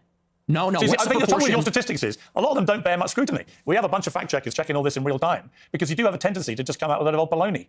And when you say, you know, well, it's true. And when you're confronted with reality, you don't like it. What's the figure? What proportion of white people have committed school shootings? With white people as the denominator and white people that have committed school shootings as the numerator, what's that percentage? For both black and whites, the proportion of the population who carry out mass shootings generally is about the same. No, tell me the number, and then the only focus of your attention is the black shootings, the black crime. You don't want to live around black people. You want to avoid black people. You don't want interracial marriages or relationships that may produce black people. And yet, when I point out to you that there are many parts of crime in America where actually there's a majority of white people that perpetrate them, you don't care. You don't have any interest in that. It doesn't exercise your mind. Maybe no one's buying this. This argument lost. No one is buying this. Everybody understands per capita, and people can even see what you race ahead and say, well, we're comparing the proportion of white and black school shooters. I said, no, compare the proportion of school shooters that are white versus violent criminals that are black, because that was the basis of the monologue, is that you're very likely, if you encounter black people or a young black man in the city, that you're going to be the victim of a violent crime, of a robbery, a mugging, a car theft, a carjacking, or a murder. That's the difference, and it's about proportionality. And all you people that ever actually been around black people, right, young black men, you know what I mean? Y'all got robbed, mugged, some type of violence or something bad happened to you every time you came around black. How many people actually even had any of this stuff happen to them? But y'all will sit here and let this 27-year-old who don't know, that have not really experienced life, tell y'all some shit that y'all don't experience on a daily basis at all. And my neighborhood, when I moved over here, was predominantly black. And now it's mixed or 50-50. A lot of people been moving in there and stuff. So why dangerous? Because it's black people over here. Why? Like, y'all let them tell y'all this bullshit. If that was the case, I'm going to speak for New York because everybody's jumping on Chicago, right? I was in New York recently, chilling in Harlem, at a concert, and I seen so many white people walking around, and it was so many black people, and guess what? Nobody gave a fuck about who was walking where. Ain't nobody mess with nobody. Everybody was interacting fine. So stop letting these people tell y'all that all these people is violent and this will happen. I live in Virginia. I work with white people. I work with everybody. I'm in the military, and we all get along perfectly fine. We go hanging out. We go to lounges. We go to breweries. We go to all types of stuff together. And it be a lot of black people, a lot of white people, and there don't nothing be happening at all. So stop letting them spew this hate that fear-monger you into thinking you just gonna go around black people. You're just gonna get. And if that's the case, you would not fuck with people like that. Y'all kill me. Y'all so scared of black people, y'all do everything to poke at black people and everything to poke at these other demographics instead of cleaning up your house. Talk about the, like he telling him, clean up the school shooting. It should be zero school shootings. That's what it should be. It should be zero. So it don't matter. Even if it's one, it's too many. And yeah, and then they do the same to the gangbangers. You don't take your ass to motherfucking Inglewood. You don't take your ass to the south side of Chicago. You don't take your ass to fucking And listen, joining the military was the answer for me and my lifestyle. Joining anything in life is for whoever you want to do. But all these fake ass America first, they never American first when it's time to go down that recruiting. Y'all would get so mad at shit that people in the military don't care about. But y'all would talk about it's for patriotism, but you don't go do patriotic shit. Nobody gives a fuck when the military wasn't going to get paid, bro. That's like saying it should be zero. Yes, it should be zero homicides. Yes, we should not be killing each other. What is wrong about saying we should not kill each other? And we damn sure shouldn't be fucking justifying our children. And I say our because I care for white kids like how I care for black kids. My neighbors are white. I have black neighbors. I have Hispanic neighbors. I have them, and I care for them too. I have friends that have kids. So yes, our kids should not be fucking killing themselves. Our kids should not have to go to school and worry about getting goddamn shot. You get what I'm saying? That's what I'm saying. And as far as like, yeah, nobody wants to live in a bad area, whether it's white gangs, black gangs, or anything else. It's just that they don't get labeled as gangs. But nobody wants to live in that shit. And yeah, nobody should be producing and thinking that it's cool for fucking homicide or children getting taken out. That's not cool at all.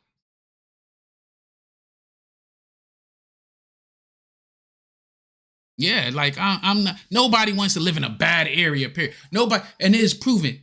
Any demographic that is struggling and poor, it's gonna be crime in that area. You dig what I'm saying? It's gonna be crime. The same way it's crime in trailer parks and rural area where it's poor white people. It's gonna be crime in the projects where it's poor black and Hispanic people at. So like crime, economics is a direct indication of crime.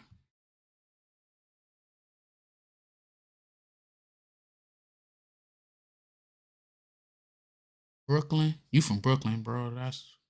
That should be a crime right there. Being from Brooklyn. 1%, bro. Yeah, 1% of us do, but I'm just messing with you, man. I'm from New York, and you know us in the Bronx, we always make fun of Brooklyn. You know the boroughs, we go back and forth. But let's finish hearing his crack of lies, you know?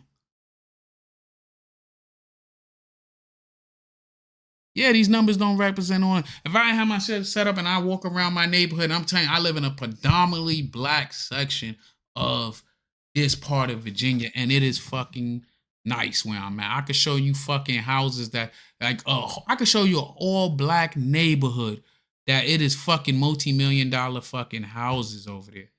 In a black city that if people who wasn't from here, they'd be like, oh, man, I want to go over there. That's where them black people at. And that's bullshit, bro. And I done lived where I was the only black person living in my area too. In parts of New Jersey where I was the only black person when I was stationed there.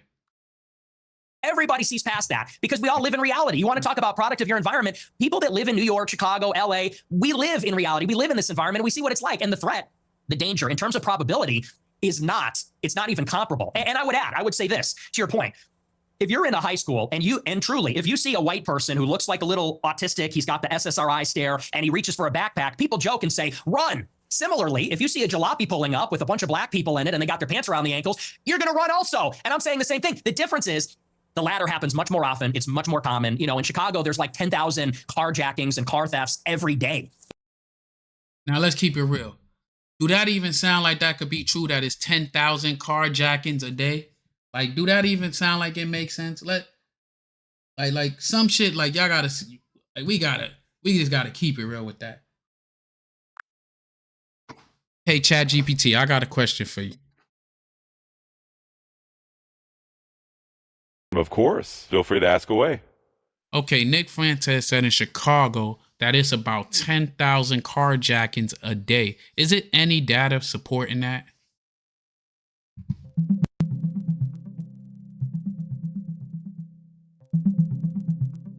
So the actual data doesn't support that claim at all. In 2024, Chicago had about 7,390 vehicle thefts and carjackings in total. God damn. Go ahead. That's too much. Yeah, it can definitely sound like a lot when you look at the real stats, but it's nowhere near that extreme number like 10,000 a day. So definitely a good thing to fact check those claims. If you got any more questions, just let me know.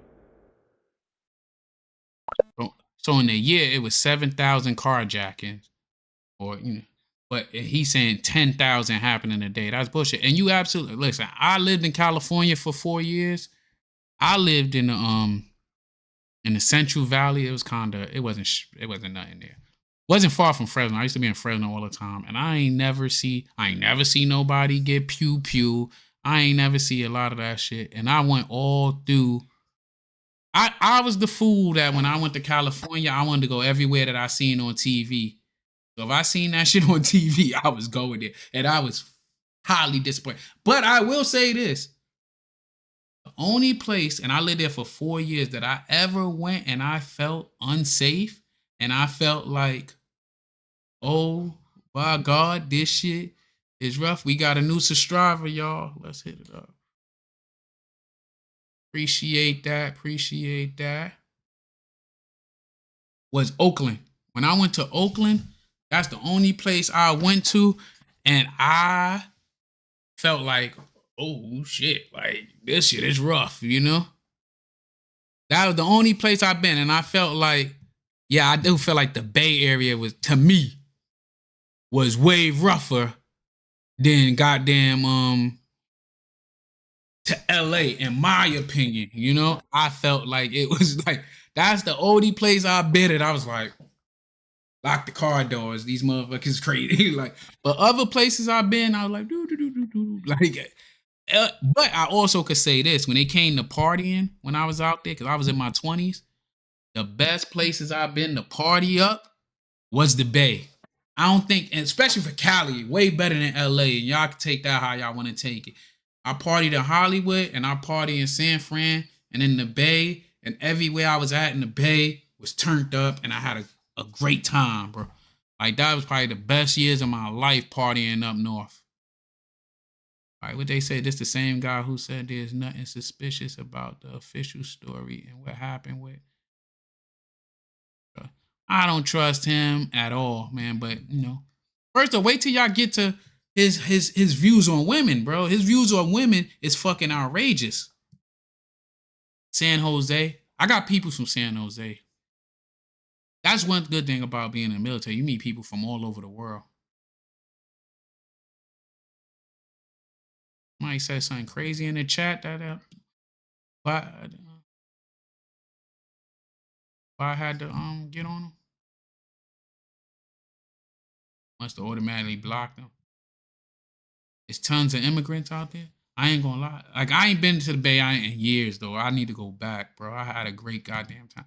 Like I said, San Francisco, I had a good time. Sacramento, I don't really remember what I did out there, so it must not have been that memorable.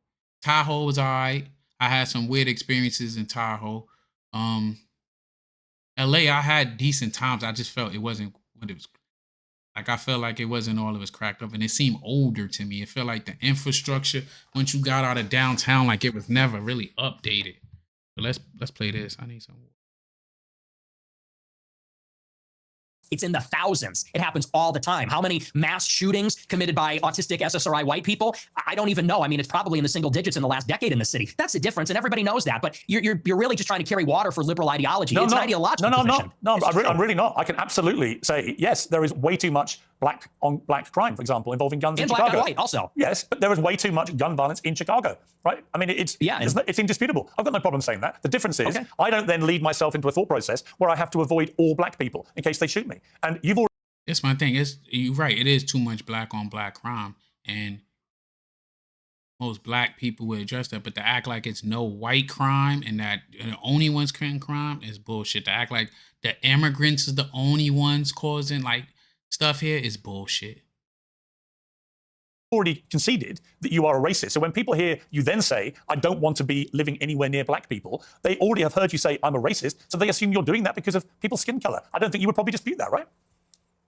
Well, you're separating two different things. The monologue, when I said I don't want to live around black people, that was after Irina Zarutska got shot. And it's true. I mean, they are a largely in this city, in Chicago, the South Side, the West Side, huge criminal population. And I don't want to live anywhere near it. And this is my thing too, right?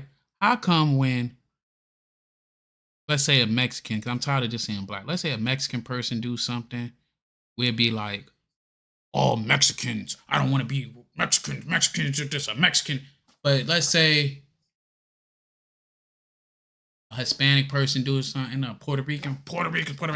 But when it's a white person, we gonna say that person, he had mental health issue, or he liked he's a leftist extremist. We individualize it when it's one group, but then we make it a monolith when it's other groups. And I think that's stupidity. And the one thing that I'm gonna say about America, we are falling for the goddamn banana in the tailpipe for us that's down here at the everyday life shit. We falling for the banana in the tailpipe with all this division to make us feel like, oh, I'm better than you because I'm this, I'm that, I'm on the left, I'm on the right. When it's really, when the government was shut down, everybody was suffering. When they was going to take away benefits, that was going to affect everybody. These gas prices is up. It's affecting everybody. So to sit here and act like we better than them because I'm a Democrat, I'm a Republican, I'm MAGA, I'm American First, I'm BLM, and all that shit. We all on the same. What we feeling to realize is that right wing, left wing, it's on the same damn bird, bro. It's on the same bird. While they was not paying people, they was getting paid and wasn't even showing up to work. So I don't even know why we even fall for that banana in the tailpipe. Shout out to Fairfield, California. Where's Fairfield by? But we be falling for all that shit. Oh man, you white, you can't be around us because one black person might have did something before. No, I'm just messing with you. But yeah, like at work, we be having these conversations talking about like certain things and shit, but yeah, like, yo, crime is bad regardless of no matter who's doing that shit. And we got to stop acting like one is better than the other because, and right now, ain't nobody going out there deliberately looking for these people. They're not even around black people like that, where they want to make the all white town at. He want to make it somewhere that 93% of the damn state is already white. So it don't even, like, you already got your own white town if you really look at it. Vallejo. I've been by Vallejo, so it's all up in the Bay Area. Visalia was my shit too. I used to be wilding out in Visalia. Kings County, I was tearing up Kings County when I lived out there. Let's finish listening to his bullshit. And I do. I want to live in a white neighborhood. I think that that's extremely desirable. And I think even black people again, Nick, you're perfectly entitled to that view. But when you have obviously prefaced all this by saying, I am a racist, unashamedly, then people will assume that all your thought processes about all of these issues are driven by an aversion to people based on their skin color, which is the purest personification of racism. Well, it's not an aversion. I would say it's the opposite. I like my own people. My own people are familiar to me, and I think that's true across the board. I think that people seek out other people that are like themselves, and every other group does this, whether it's blacks, Hispanics, Asians. You know, I get a lot of attacks when I talk about that I'm against interracial marriage. And what's funny is that every other group is against interracial or interethnic marriage. Jews, you're the Chinese, you're the product of an Hispanics. interracial marriage. Yeah, I mean, that's debatable. Not Let's say really. for the sake Not of argument, really. sure. No, you're the product of an interracial marriage. And your father is part Mexican. You're literally, For the sake of argument, the we can very say person sure. you just told me you want to avoid. What race is Hispanic? Is that a race? Well, what do you think it is? I'm asking you, what race is Hispanic? Hispanic. Of course it's a race. It's called Hispanic. It's a mix between two races. It's a mix between indigenous Americans It's not white, and though, Europeans. is it? It's not white. Well, apparently you're more of a racial purist than me. You got like Not a really. You just keep saying you only want to live in a white. white neighborhood, but you're literally from a mixed race background yourself. You've literally got Mexican blood. I know, and I live in a non-white neighborhood too. I'm trying to get out of here, though. But I'm trying to get out. But here's the thing. Do you have any non-white? Do you have any non-white friends? Genuine question. Most of my friends are non-white. He's giving real broke to me. I don't like black people. I don't like Hispanics, but I live around them. Like, this dude is crazy, bro. Like, you are literally, his pops is half Hispanic. He's half Mexican. And half, I think he said Irish or some shit. Irish or Italian, one of the two. Or his mother's purely Italian, and then he's this. But it's crazy. Like, yo, he just hate himself so much. Like, bro, you're not even what you're trying to be, bro. That's the crazy part. You're not even what you're trying to be. So it don't even make sense that you even saying that shit because you're not even that.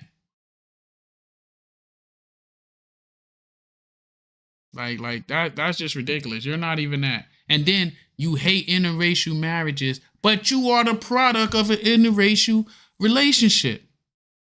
Most of my friends are not, and non-white people love my show. How many are black? The How many of your friends are black? Many of them, like at least a dozen. Wow. Ye being one who you know, Sneeko being another who you also know. Ye is bona fide crazy. We know that. Sneeko is half, and he naming other people that got banned for racist shit. You know, Sneeko changed his ways since he converted to Islam a little, but so how do they feel when you say you just want to be away from any black people, walk away from them? Well, you know what Ye told me? I'll tell you verbatim what he said. That it doesn't come from a place of, and you use the word aversion. See, I don't know what happened because they went back in there and they edit that shit. So I think that it might be like when they had Jaguar Wright on here, and she said something about Jay-Z and them, and then they made him retract it. So whatever he probably said about Kanye and them, they probably sent a cease and desist and had them retract that because that was a jump scene. I didn't skip that. So just to put that out there. So whatever he said, it probably was fact check and they just pulled it.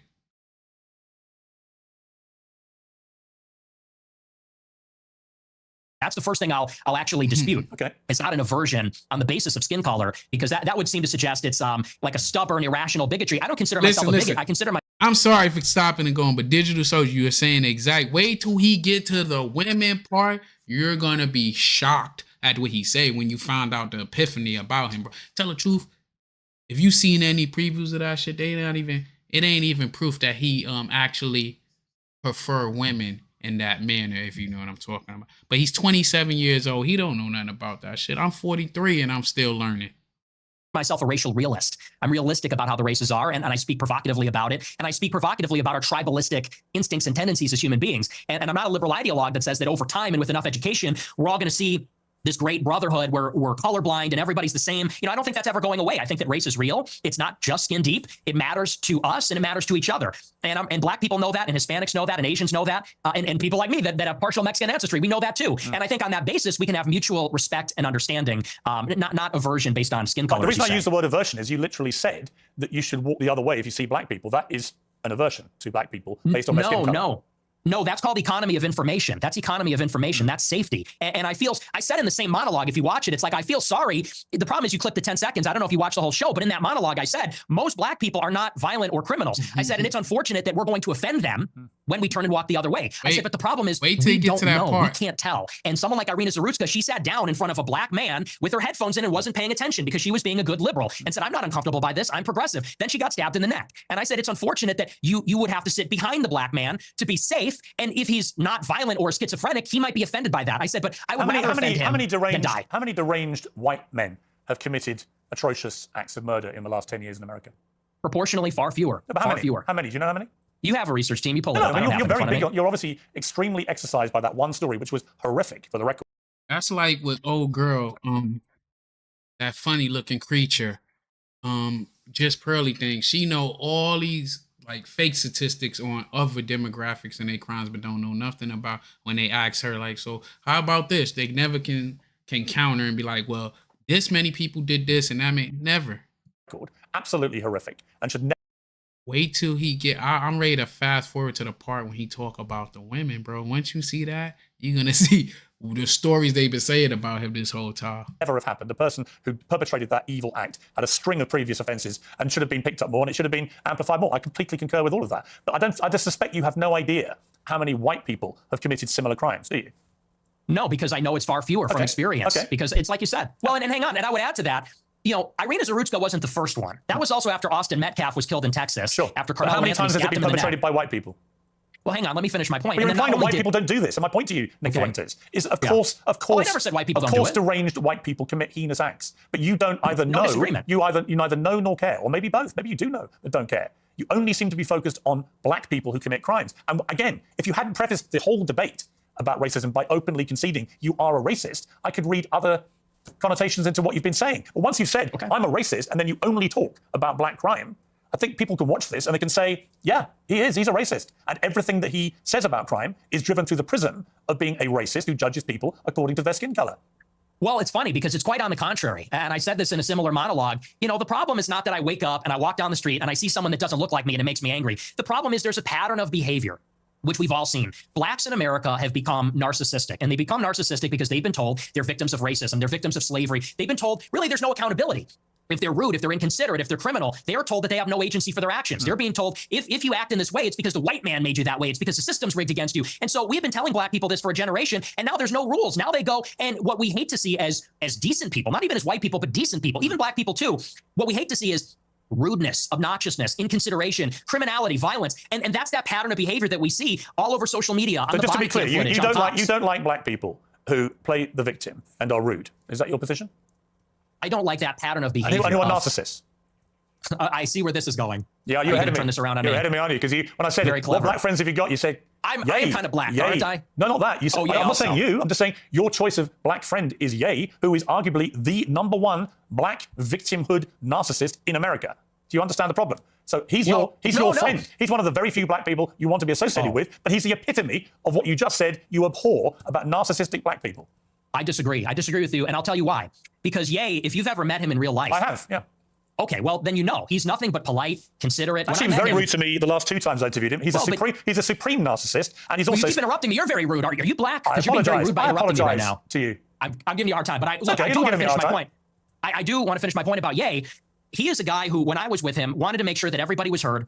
Everybody felt included. He's actually a very soft-spoken guy, very polite, and by the way, not violent. When you look at all the rappers that are in the music game, many of them, especially from Chicago, drill rap, they're talking about killing people, shooting people, they gangbang. He notably, if you know about him, he got his start because he was a nerd. He wore a backpack and a polo, and he wasn't a gangbanger. He rapped about his feelings and girls and his dreams and his ambitions. So no, and by the way, he would tell me all the time, he doesn't even feel black. They make him feel not black because he doesn't do those things, because he's soft-spoken, because he's artistic, because he's a bit of a nerd or likes fashion. So I would disagree. He's actually not like that at all. Okay. We're talking he's also a Hitler-loving anti-Semite. And we're going to take a little commercial break here, and we're going to come back and talk about anti-Semitism and your views about Jewish people, and indeed what Ye said about the same subject matter.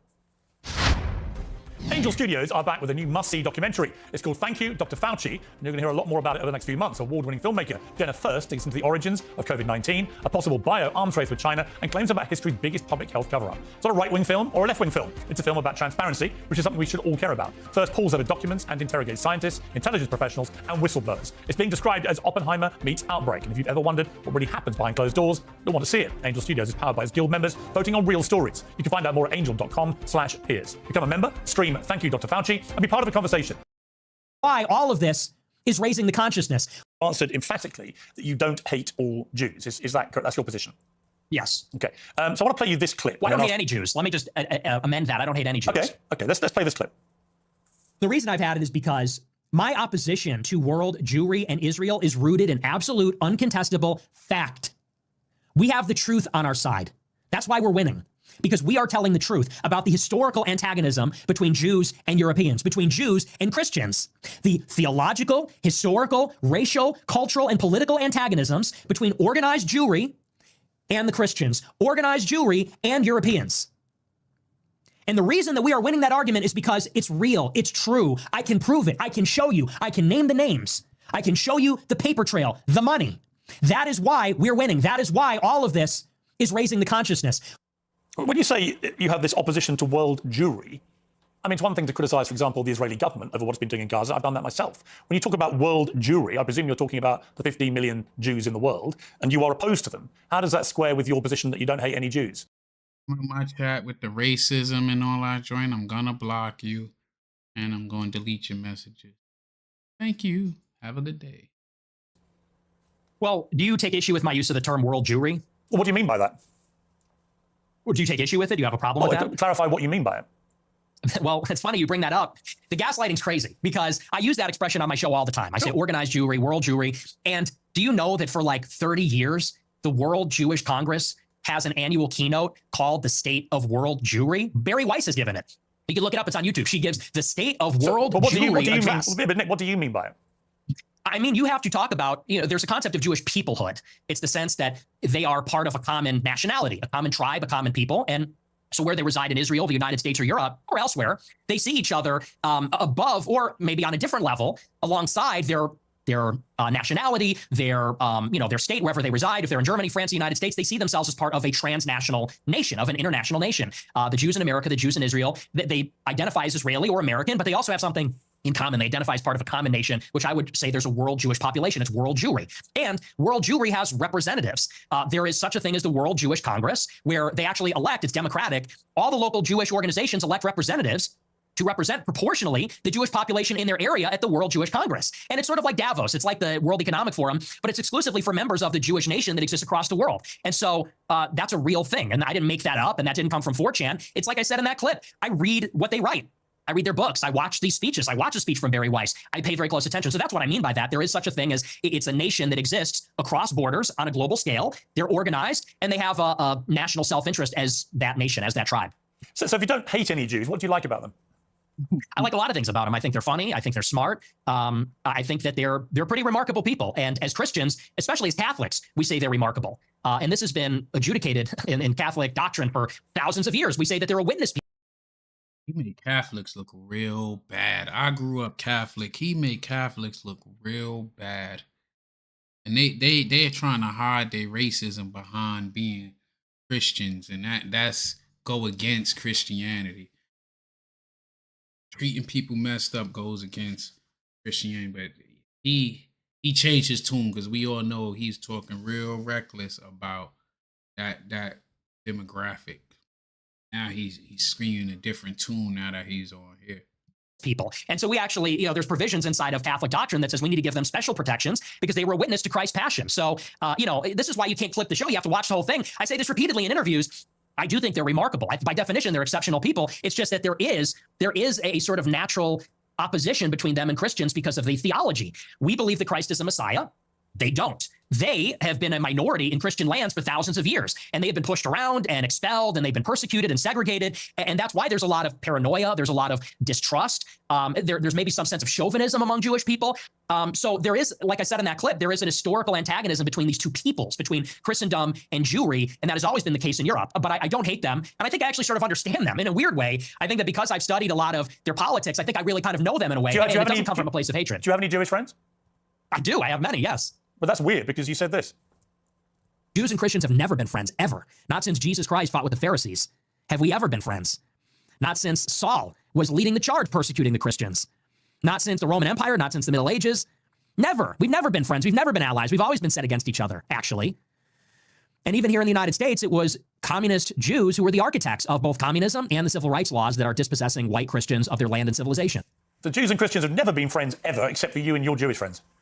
Yeah, so easy. As peoples, as nations. Got it. Not saying every individual Christian. And of course, there have been Christians and there have been Christian converts to Judaism, Jewish converts, Christian. You're nodding your head, but you're asking this. I'm saying as peoples. No, I hear you. I'm a Catholic like you, and I have many Jewish friends. I'm just trying to compute what you're trying to say, which is Jews and Christians have never been friends ever. And I'm like, well, you have Jewish friends. I have Jewish friends. We're both Catholics. Therefore, we're Christians. So it doesn't really quite add up. Well, like I said, as peoples, there has been an historical antagonism as peoples. And you could even say the same about blacks in the United States. Of course, there were black and white people that were friendly with each other, but in many ways, they were set against each other as groups. And I think that's easy enough to understand.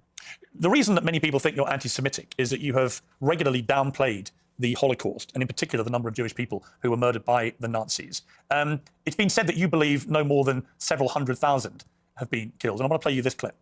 People talk about, well, what about the gas chambers? Well, to the extent that that's real, I find that hard to believe, but to the extent that's real, there have been atrocities committed and genocides committed in all. That's what I'm talking about. He's a 27-year-old child. He never grew up. He's not an adult. He's a child that somebody gave a platform to, and they put some money behind him so he can spew his hate and his bullshit that he putting out there. Because that's what he should be asking. Like, where did he learn this from? Like, it is historical evidence of what happened to that community. So I don't know how he's saying that he don't think it's real, but let's hear him out. All times and all places. Let's acknowledge why Hitler casts the long shadow. Because that confers a political benefit upon Jews. That's why. It doesn't really sound correct to me. Wait a second. It takes 1 hour to cook a batch of cookies, and you have 15 ovens, probably in 4 different... Just look how he looked. Do he look like somebody that get women? Do he look like somebody that's into women? I don't even think he's into women at all. Look at him. But somebody put a little backer behind him. You could tell he started off a little rough with this mic in that background. I got that same mic, but now the new joint, the new push that they're giving him, somebody put him back there to say the stuff they want to say without ruining themselves for the next political wave or the next turnaround. different kitchens, right? Doing 24 hours a day, every day for 5 years. How long would it take you to make 6 million? I don't know. It certainly wouldn't be 5 years, right? The math doesn't seem to add up there. You think that's funny? It's funny. It's amusing what you're doing because, you know, that one was a joke. But do you want to talk seriously about the Do you Holocaust? think? Yeah, I do actually. I mean, I do because I just find it extraordinary that you would think the Holocaust could ever be something that we could joke about. Why, too soon? Is it too soon to make jokes? How many people do you think died in the Holocaust? How many Jewish people? I don't know. I'm thinking maybe 7 million. What's the number? 6 million, something like that? So 8 million? You concede that 6 million Jews died in the Holocaust? Possibly more. Possibly, you know, we're discovering all the time. So it could maybe even be more than that. So why have you doubted the numbers in the past? I'll tell you why. I really think that every death is a tragedy, however many Jewish people died in the Holocaust. And I'm not a World War II historian, so I'm actually open to believing the official narrative, and I've read some of the conspiracy theories. And to tell you the truth, it's a rigorous debate. But, you know, it's... You mean to tell me he could look up fake crime statistics and believe that's true? But yeah, he could look up historical documents, and that's where he draws the line at to say something sounds fishy. Okay. I feel like they paid him because he changing his whole tune on that community all of a sudden. I feel like he might have got, you know, got a swift talking to or something. Interesting about this is in many countries, it's not even legal to talk about it. And that's really where my interest in the Holocaust begins and sort of ends, to tell you the truth, is that if you wanted to question the number, you would be put in jail in about, 17 or 18 European countries. And I think that's really the more interesting conversation, which is that this is almost like a religious dogma in the West. No other genocide, no other atrocity is treated like this. Could you imagine if in the United States they said the number of Palestinians killed in Gaza is 100,000, and if you don't say that, you're going to jail, you're banned on X, you can't have a job? That's the part that's totally insane. And a lot of people, they can't even make up their minds. I think it's actually done a disservice. If your goal, and I'm not saying you as Piers Morgan, but if your goal, if you're an advocate for awareness about this, if your goal is to convince everybody that this is the way the Holocaust happened, I think the last thing you'd want to do is say that everyone that disagrees is in jail and is banned and you're not allowed to say it. So there's really been no open debate about the subject since the scholarship started to be produced about 60 years ago. But there is no debate to be had about the number of people who were murdered. Even the Nazis, in the trial. I think he might have got talked to or something. Somebody, he changed his tune up a lot. Like, I never paid much attention to him. Somebody asked me to do this reaction to play, but I noticed and he changing his whole tune on a lot of stuff. He backtracking when he go. Look at his whole. You see how when he was talking about Chicago and black crimes, he was now he talk about them. He mink. He looking down. His whole body language changed. Like, he's not spitting none of that stuff he was spitting. He don't even got the same. Even look how he look right now. He looked defeated. He looked like, fuck, how do I? And he looked like he got a goddamn toupee on or something. Who the fuck is his barber? Like, who did this to him, man? Looks crazy, bro. He looks crazy, but yeah, it's something. He just changed from being so extreme when it came to that topic to that. Ain't that what his beef was with Charlie Kirk, but on their stance on Israel? But now he sound like he toned down his rhetoric. Trials after the war confirmed the numbers. The amount of documentation that was recovered, notwithstanding the attempts by the Nazis to destroy it, the amount of documentation that was saved and preserved and used for trials of historical record is unprecedented in the history of mass slaughter of human beings. So we have a very clear idea of how many people were gassed to death in the gas chambers. We have a very clear idea of how many were starved to death, were kept in ghettos, died of disease, of forced labor, of death marches. We know how many Jews were slaughtered. It's at least 6 million. What's interesting to me is that you appear to now concede that, which may be news. You got the perfect picture on your joint as a clown. If you heard what I said I have not really followed him. I don't follow him. You dig? But what I said is because I can read, because he comes up in the news. I seen his whole thing. I never even heard of Charlie Kirk until he passed. And then when I started seeing all the stuff on him, one thing that came up is how him and Nick Fuentes was beefing over their stances on Israel. So obviously I could say I don't really watch him because I don't care for the fucking racism he spew, but I did read that report and see that's where they was going back and forth. I watched Candace Owens. She talks about it. That's just regular common sense. Anyway, I'm just going to ignore you. You can keep chatting, but that's what I mean. And I'm a walk-in country. I'm fucking sitting down. A lot of your regular viewers who have constantly heard you quibble with the number of Jews who died in the Holocaust. And for the record, just to confirm what I think you told me, you do now accept that at least 6 million Jews were killed in the Holocaust. Well, no, I said it could be it could even be higher than well, that. it could be higher. That is I think true. it's at least. But I you think you're accept right. at It is at least. Oh, it's at least 6 million. But it could be 100 times people more are than going to be that. okay. The people are going to right here. He's in the chat. I'm not going back and forth. We having a respectful dialogue. He said he support Nick. I'm not bashing him for that, but what he said, he agreed. Yo, he did change up some. I'm noticing his tone changed a lot. If you even watch the beginning of the interview, his tone changed a lot from when he started off. He was hyped to talking down one demographic and then down immigrants, but when it came to that, he started talking real calm and collected.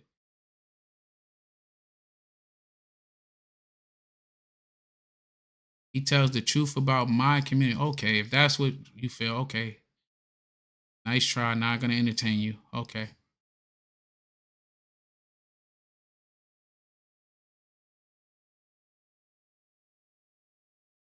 Yeah, he can find.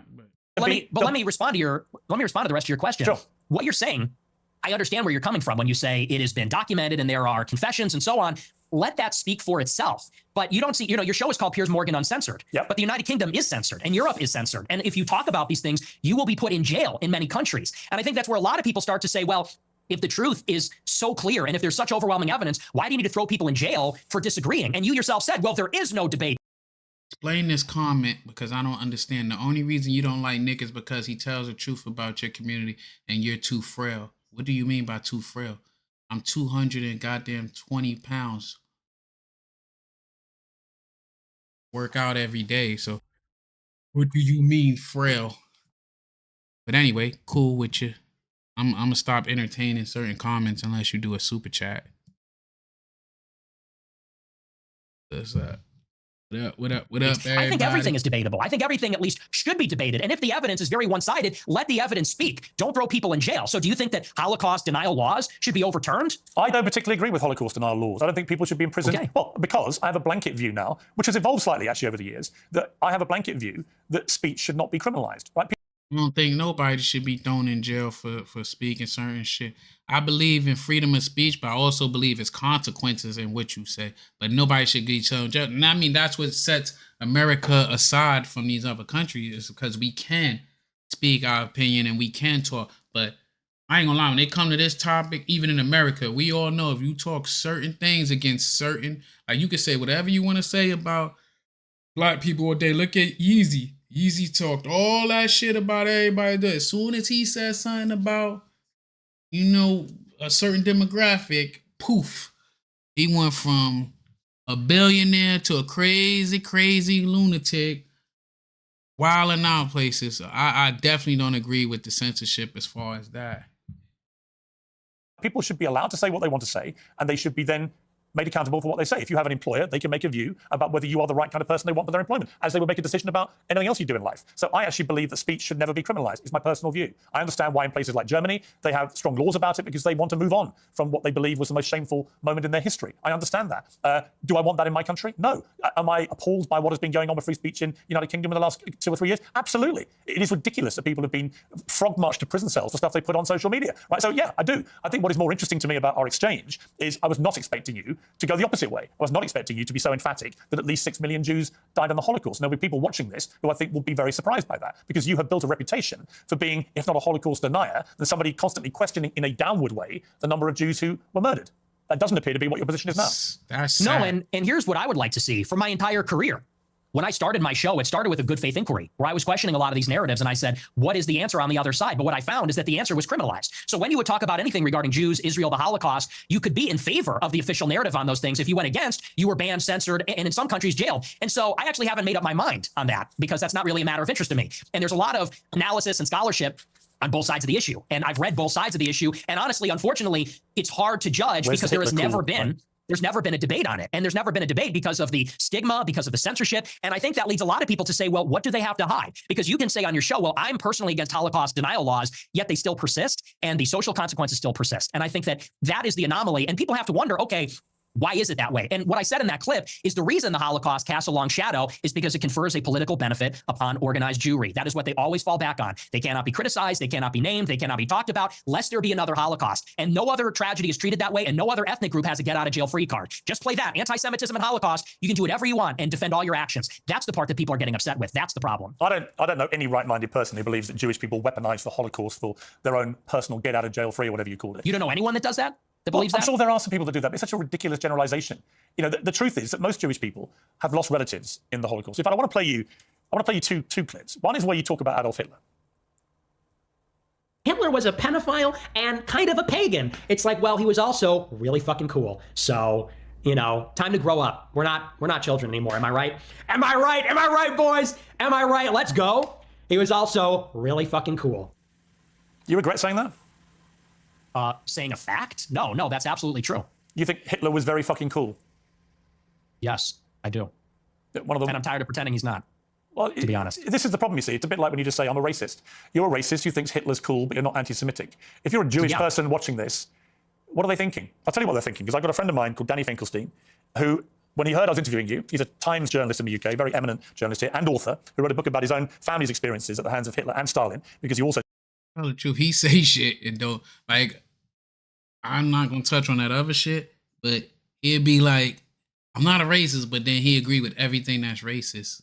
Everything that, like, kind of crazy with this shit. Man. But I think he does it just for a reaction. Like, he would not be famous if he was not rage baiting people into the stuff that he's saying. I don't think he would be, like, nobody would pay him no mind. So as long as it's giving him a lane, he's going to keep talking, man. So told Tucker Carlson that you admire Stalin. But let's just take what Danny said here. Hi Piers, it's Danny Finkelstein here. As you're interviewing Nick Fuentes, you might try suggesting to him that he reads my book, Hitler, Stalin, Mum and Dad. It's called Two Roads Home in the United States. Since he says he's on Team Hitler, you might like to ask him about the fact that Hitler arrested my mum, tried to starve my mum to death, did starve my grandmother to death, sent my great aunt to the gas chamber, my great uncle, my cousin. My grandmother on my father's side ended up being one out of 7 children, the only one that survived the war. So you might ask him whether he wouldn't rather be on Team Mum rather than Team Hitler. And as for celebrating Stalin's birthday, well, Stalin took my father, sent him to a state collective farm, sent my grandmother and to a state collective farm, sent my grandfather to the Gulag. You might try asking why he doesn't celebrate Dad's birthday rather than Stalin's. It may all be a big joke to him, but he complains that he was 18 when someone tried to cancel him. Well, Stalin and Hitler arrested my mum and my dad when they were 10 years old. So perhaps he might like to reconsider his joke. See, that's the reality of your jokes, although I haven't ascertained yet whether you are joking when you say that Hitler was very fucking cool. Are you joking, or do you actually think he was very fucking cool? The most genocidal monster of the last 150 years? Yeah, the thing is, my generation, we're just done with the Pearl Club. How you know he's saying, so you agree, he says racist spew that other people really want to say, but he the one saying it? That's the stuff that he's saying? That somebody older pumped up a 27-year-old to go out there and spew that type of hate? That's the part that made him famous?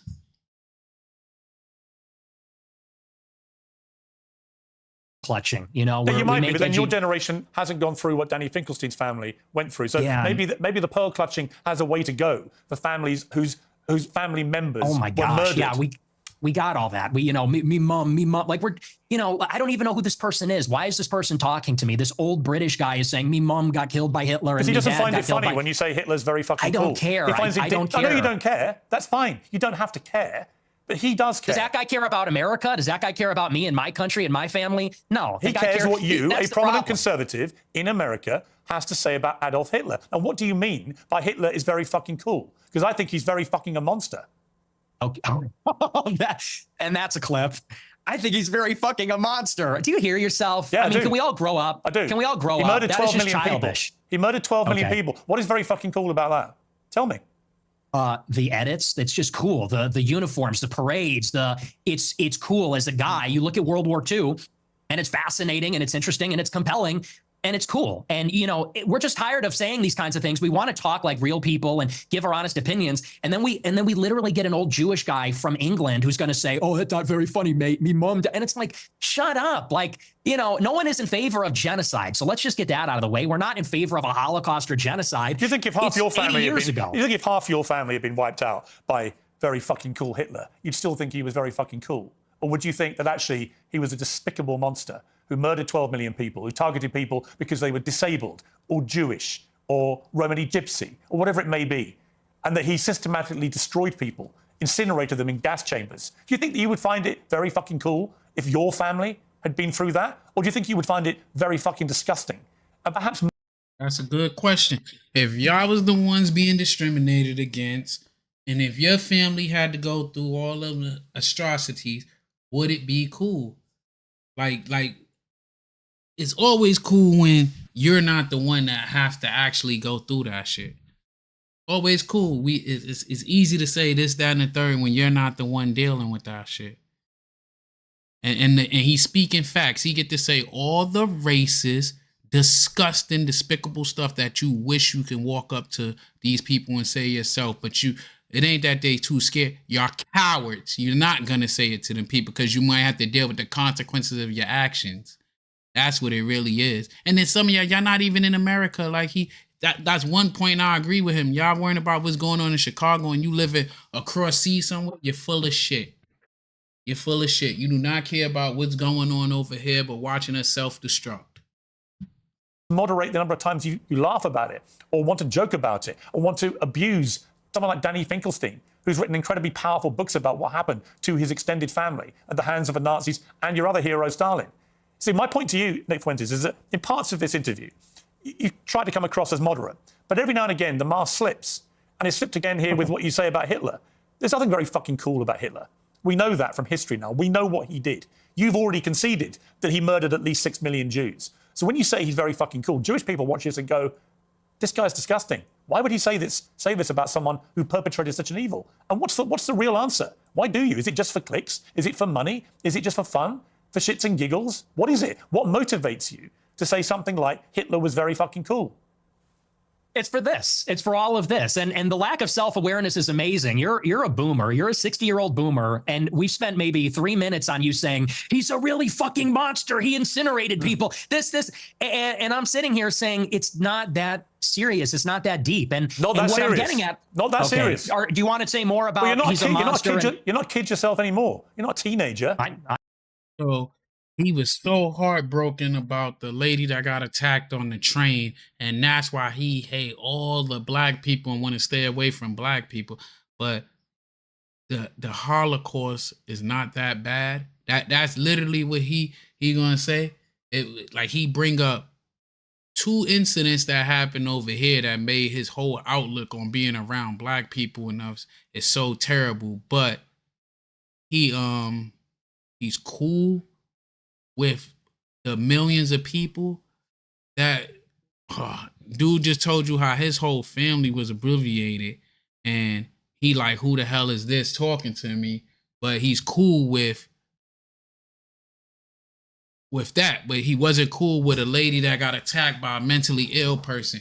He's cool with school shootings because of the demographic that Hollywood, but he's not cool with like make it make sense. But y'all say he's speaking the truth. That's cool. I wish you believed that, but okay.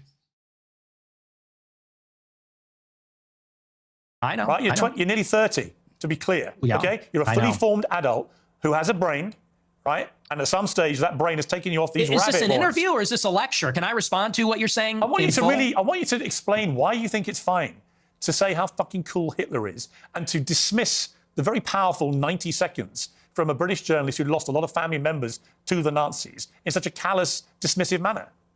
I don't think it's powerful. I think we've been hearing that our entire lives. Okay, the Schindler's List. Let's just be honest. The propaganda is over the top. We have been brought in America. What about and the Schindler's everywhere. List? Hey, tell me about the Schindler's List. Well, tell me about. So why we don't face, I will admit it, why we don't face the truth that most S crimes are committed by your demographic, if you're even really All right, let's talk about that. Why we don't address that? Why it ain't safe for your children to be around you? If we want to go off of these numbers and what he said, why is that not safe? Why are y'all manufacturing almost 90% of that type of stuff and are convicted at the highest rates of it? Let's talk about that if we want to talk truth. Hot Rod 76. Let's talk about that. You know what I mean? You don't want to talk about those numbers, so let's be here. Let's listen to and show respect. I'll tell you about it. We have been browbeaten as a people, as Americans, as Westerners, for our entire lives. And do you know what this has done? It has taken away any sense of pride, any sense of love for our own civilization. We have been made the villain in our own story. We have been made because, well, let's just be clear. It doesn't begin and end with Hitler is a monster. This has been the political narrative, which is why we have thrown open the borders. This is a political narrative, which is why we can't be a conservative society as a whole anymore, why we can't be proud of Europeans, why we can't be proud of being Christian, because they've told us if you're too white and too proud and too Christian, it's going to lead to a Holocaust. And so my generation, our entire lives. Honestly, Nick Fuentes, that's why people like me. That's why I'm popular, because this is bullshit. Honestly, yeah, it's a crock. We don't want to hear anymore about me mom and me dad. No, listen. What you just said is a crock of shit. And you know true. it. It's called the open society. In your gut, you know it is. You weaponize this stuff. You weaponize this stuff for money, but you know when you say something like what you just said. I'm banned from banking. I'm banned from banking and credit cards. You know who you're talking to? I do it for money. How much money you make? Your company's worth $100 million. Your company's worth $100 million. I was banned from Bank of America. I'm banned from processing credit cards. And you shouldn't have been. But I am. So don't tell me I'm doing it for money. Well, ask me my opinion about that. I'll tell you shouldn't have been. Right? I don't agree with that. What happened to you? Then don't say I'm doing it for money, because you know that full well, and you say it's a grift. How much money? How much if I money wanted to be a grifter, I'd be like you. How much money are you making? I'm making a lot of money now. Yep. Now that I'm the #1 live streamer in America, because people agree with me more than they agree with you. We're tired of hearing about slavery and the Holocaust and Jim Crow. We're done hearing about that. You guys I'm not done hearing about that. Okay, well, you know, your generation's on the way out, and Generation Z is coming up, and we're finished with that. We're ready to take our country back. I've got three sons. I've got three sons, and they don't share your views about slavery and about the Holocaust. They can have decency and compassion and humanity. I agree with him, but he talking all that shit. He said, take the country back. Let's be for real. This little coward Kermit the Frog looking incel ain't taking nothing back from nobody, bro. He's a child that just spewed hatred and trying to recruit other children to feel this shit. And the biggest problem they ever had was their goddamn Wi-Fi not working, or they get their cell phone taken away from them. They don't even know what real struggle is. And then the face of white America, the person, this shit that's trying to be the face, is not even 100% white. He's goddamn Mexican. About some of the worst things that have happened in the last 150 years or more. Nothing wrong with being Mexican. What I'm trying to say is he hates himself. He's a self-hating motherfucker. They can do that, and they can also have concerned views about issues like immigration and other issues. The two things are not mutually incompatible. You can have different views about different things. It's your lack of humanity and compassion for people about things like the Holocaust, about slavery. It's that people find so contemptible. And I don't understand why you need to do that. Again, I just ask you, is your motivation financial? Is your motivation for fun? What is the motivation for saying these outlandish things, which you don't need to say, and which I suspect, I don't know, I suspect a lot of it is performative. So what is the motivation? I'm an iconoclast. The Holocaust is not my religion, and it is treated like a religion. It is treated like a religion with dogma. What is the bullshit that they being fed? Talk about that. What are they being fed? The lie that if they come around a black person that they gonna be attacked. The lie that the jobs are getting taken away from them. The jobs that they don't even qualify for. What is it being fed? A lot of shit being fed to black, white, and in between in this country is this hatred to pull us apart instead of looking at what's in front of. We up here fighting about this bullshit. Gas prices soaring. Food costs is soaring. Everything done jumped. Energy costs is at all-time high. Water bills is crazy. Like, all of our utilities done fucking one up. But yet we're sitting here arguing with a 27-year-old virgin that don't know shit about nothing in life. And y'all sit here. And then even looking at my chat, like, I appreciate all of y'all that's over it, but most of the people are not even here in America. And this is the outlook that they're spewing to y'all that don't deal with American black young men to make you think that you're going to go somewhere and get fucking attacked. And that's not going to happen. These people don't even come in the areas that we that this is happening. That he's looking at shit on the news and acting like that's everything. But he's being quiet about had a white man drove his truck into a fucking church of white people and started pew-pewing everybody and set it on fire. Why he's not talking about that? Why is he not talking about that?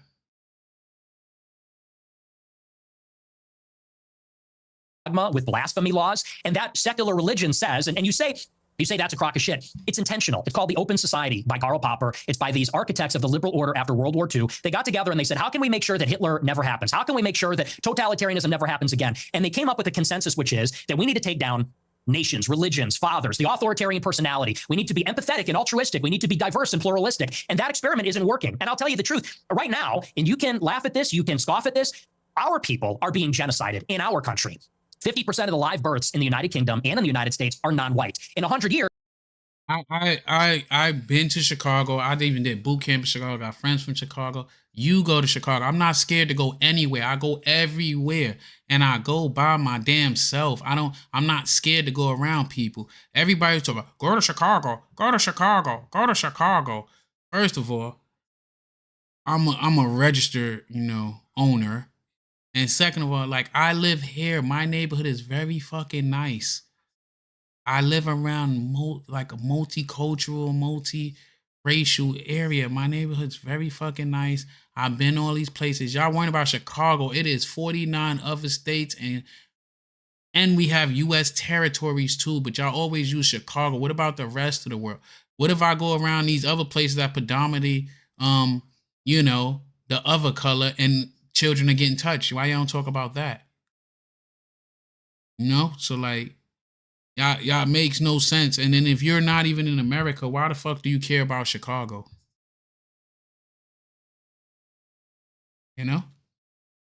My ancestors, your ancestors, your kids who are so empathetic and compassionate, they're going to be a minority. They're going to be a minority in maybe a Muslim country, an Indian country, an Hispanic country, and these Jewish people. And that's what they scared of. He's scared that some shit that it would take thousands of years to happen in America for white people to be the minority. And they scared that they might be treated the way they treat people. You see, when he talking about this shit, he's real fucking hyped up. He wasn't hyped up a few minutes ago. People that are 100 years old talking about my grandparents and the Holocaust, they don't care about that. Actually, they like to see it. At the SPLC, they're literally counting down the days until whites are a minority in America. So forgive me if I don't believe them when they talk about compassion. There's a genocide going on right now. It's not against the Jews. How many Christians are there? Gaza, it's against How many whites. Christians are there in the world? Let me 1 point. The crime is in poor neighborhoods, white poor neighborhoods, black poor neighborhoods. Do you think rich black people or middle class, the upper middle class black people or white people or just the upper the middle class in America is committing crimes? It's high crimes in them areas. The crazy shit is I'm pretty sure you're not even making the money that you pretending and you probably live in a shitty ass area. Some billion, yeah, 2 billion. How many Jews are there? 15 million. Okay. So with a straight face, you're going to tell me the world is being overrun by the Jewry, by 15 million people, when there are over 1 billion Christians. There is a genocide of Christians like poor old Nick Fuentes going on at the hands of these 15 million Jews. Really? See, this attitude is why you're losing. When you say who am I losing white to? people, Who am I losing to? White people. Who am I losing to? You're seeing it. Mass migration. You're losing to me. We are losing as a civilization of mass migration. And here's the difference. In Israel, they have my politics. In Israel, they want to maintain a Jewish majority. If they had it their way, it would only be Jewish people. They're fighting like hell so that Jewish people can have as much territory, a Jewish state. They can be proudly Jewish in their own land. Whereas in America, we are being besieged by 10 million illegal immigrants in 4 years. And then whites and Christians are going to be the minority. And that's true in Canada, Australia, all the countries in Europe. So you could say there's 2 billion people, but what's the proportionality? What is the percentage of people being born that are white? Where's the arrow pointing? Where are we going to be in 50 years? In 50 years, there might be an Israel. In 50 years, there isn't going to be a white Christendom. You don't believe people should get married, right? I think people should get married. I'm a Christian. But you're basically anti-marriage, really. You've talked about this. You've talked about. Are we done talking about white genocide? Well, I'm coming to the same part because you seem very resistant to the idea of marriage. You've never got married. You've talked very scathingly about henpecked husbands. Just take a look. That's true. Guys get to a certain age and they're like, you know what? Women suck. Like, they're talking too much. They're not hot anymore. Like, you're fat, you're chubby. This is the part I wanted to get to, because this is y'all leader that tell y'all about women, and now he's about to tell y'all how he really feel about women. You're not as hot as you think you are. You fucking talk too much. You're a bitch. So we'll obviously get to the brazen misogyny part of that a little later, but I'm just curious. On the one hand, there's this terrible genocide going on of white people. On the other hand, you want people effectively to stop going near women because they all turn out to be so ghastly, so they shouldn't presumably procreate. So how does that work? I mean, aren't you, with your rhetoric, actively encouraging men not to associate with these ghastly women, therefore not have any more children? Therefore, you are contributing, Nick Fuentes, to the diminishing white population. I'm confused. I tell my followers to get married all the time. I tell them that it's best for everybody to get married. And I think that's the only way that you can have sex. I think that's the only licit way as a Catholic, Why as don't you know, you to get have married sex then? is within marriage. Why don't you get married? I'll get married later. It's been difficult for me because people are shooting at me at my house. I don't know that I don't want to have kids and a wife. You know, my wife would be screaming about that. Me, you know, I have to be able to take risks and be able to say these things. It's difficult to bring a family into a life that's like that. But for my followers, I tell them to get married. But what's happening with women? You literally just told your followers, hang on, in that clip, you literally told followers, women, they get old, they get fat, they get ugly, they get very annoying. So where's the incentive to get married to women? There isn't one. You're actively telling them You're the opposite. You're extrapolating a lot. Just We can quoting complain. just quoting you back yourself again. No, but you're extrapolating and saying, well, you say women are annoying, so therefore, what's the incentive? We have to do it in spite of the fact that they are annoying. We have to do it in spite of the fact that they talk too much. We can get them to lose weight. We can put them on peptides. We can get them to the promised land, but it's going to be. Do you think this view of women may be why none of them want to go near you? Oh, you should see my DMs. It is quite the opposite. They're called the Groy-bets, and I'm actually batting them away. Granted, not all of them are attractive. Some of them are attractive. Are you actually, just to clear up one of the many theories about you, I have no idea what the answer is and you haven't got to answer, but are you actually attracted to women? I am attracted to women. You're not gay? No, but I will say that women are very difficult to be around. Okay. So there's that. And do you think they should have the right to vote? I do not, no. He's not gay, but he finds it very difficult to be around women. That's peculiar. Absolutely not. They should stay at home? Well, yeah, absolutely. So basically, you're just a misogynist old dinosaur, aren't you? For a young guy. Yeah. I mean, I know I'm the boomer. I know I'm the boomer here, but actually, you're a 27-year-old dinosaur, aren't you? Aren't you, Nick Fuentes? All women. I am. All women are annoying. All women grow old. They all get fat. Says the guy. Have you ever had sex? No, absolutely not. Wow. Says the guy who's never got laid. That's the thing, though. You boomers, it's Do you think always you're an expert in women, free love. given you've never got laid? Yeah, we are going back to the Stone Age. You're absolutely right. This, you know, you're talking about empathy and your kids are empathetic and they would never laugh at a joke about the Holocaust and you're a misogynist. You're a simp yourself. You're totally henpecked. That's the problem. So yeah, we are going back. Let me play another clip of yours about women. A lot of women want to be raped. And when I say raped, I mean like, that sounds bad when I say it like that. But there's like a lot of women that really fantasies about it. I don't think that they want to actually get raped. But there's a study out there. Get ready for this. It says 62% of women have rape fantasies. And if you read anything that they're reading, if you watch what they're watching, what do you think 50 Shades of Grey is about? What do you think Twilight is about? I mean, that's just true. You think women want to... Is that why it's so heavily disproportionate in that community?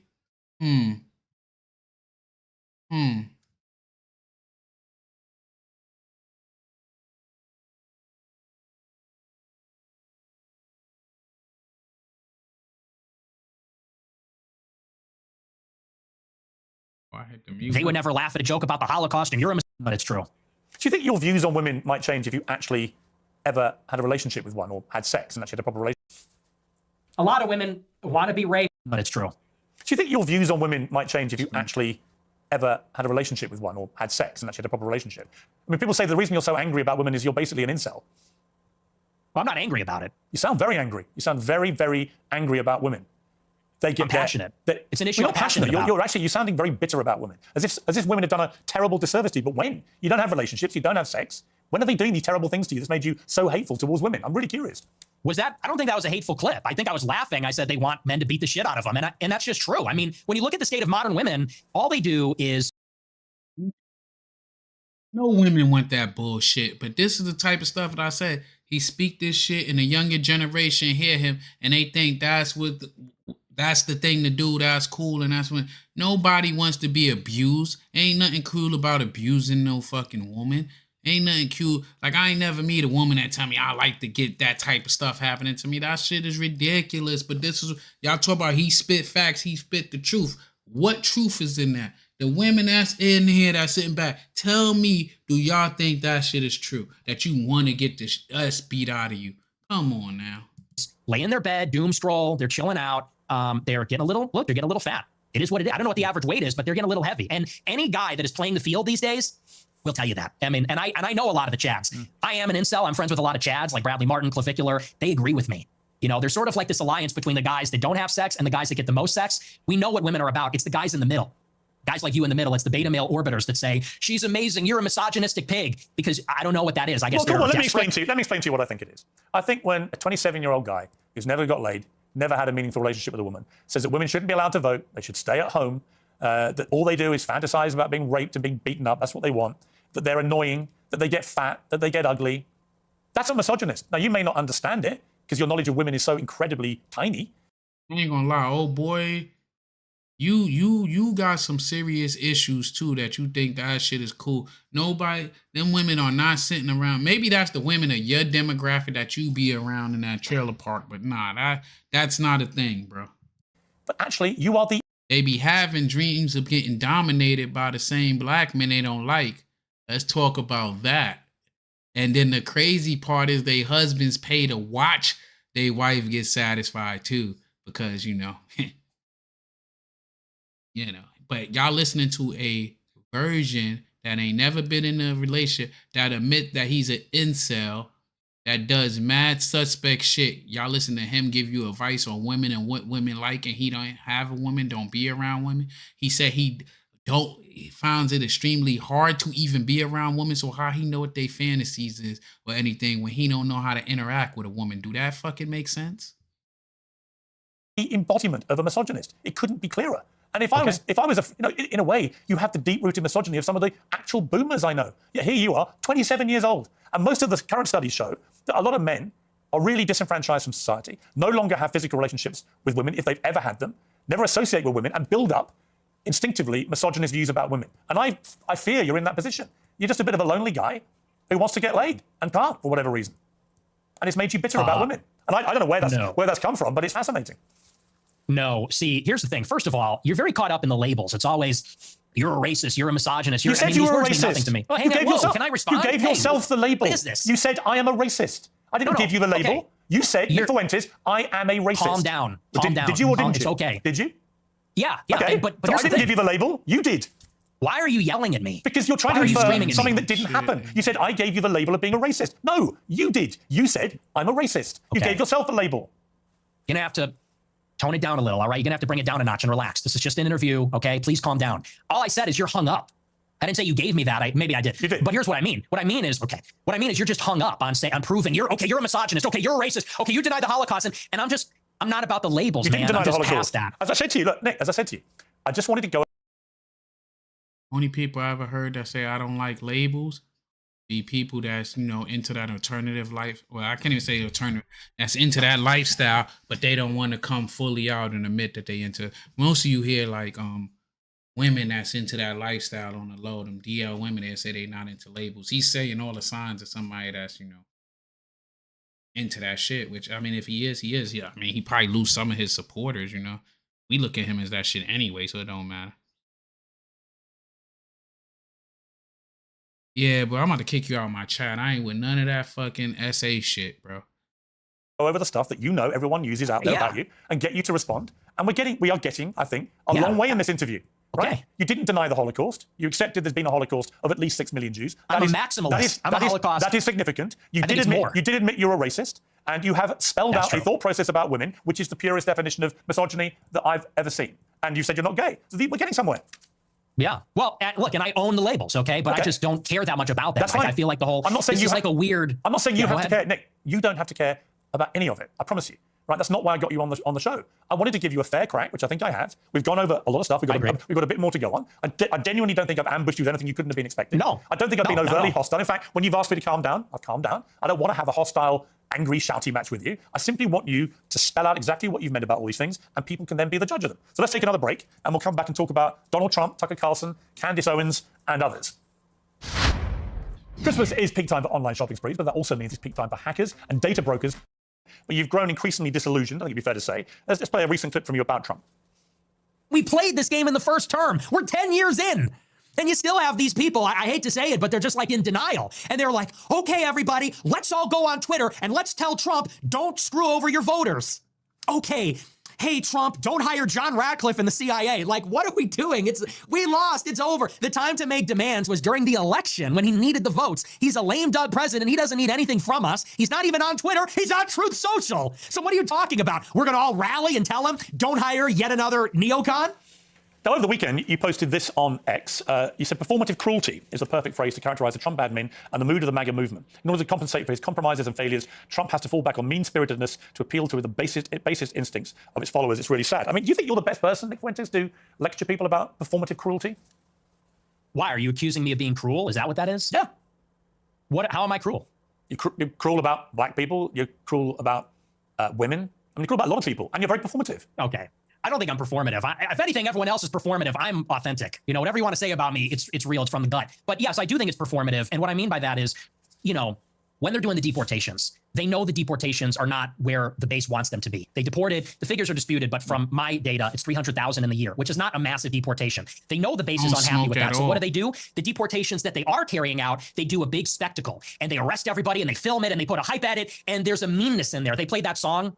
I think from Sabrina Carpenter or something, and they make it a joke. They make it glib, and they do that because they're not delivering on the promise. So they compensate by doing it meaner, edgier, more mean-spirited, so that the base will overlook the fact that it's not happening. And I think that's by definition performative cruelty. You can call me a hypocrite, but it's definitely true about what they're doing in the administration. You went to see Trump at Mar-a-Lago with Ye for dinner. What was that like?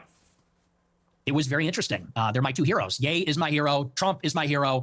Even though he's very disappointing, I still have a personal hero of mine. And he's a remarkable person. It was a great conversation. We got along pretty well. He liked me. I liked him. It was a love fest. I mean, he got attacked afterwards for supping with the white supremacist devil. I mean, do you accept you are a white supremacist?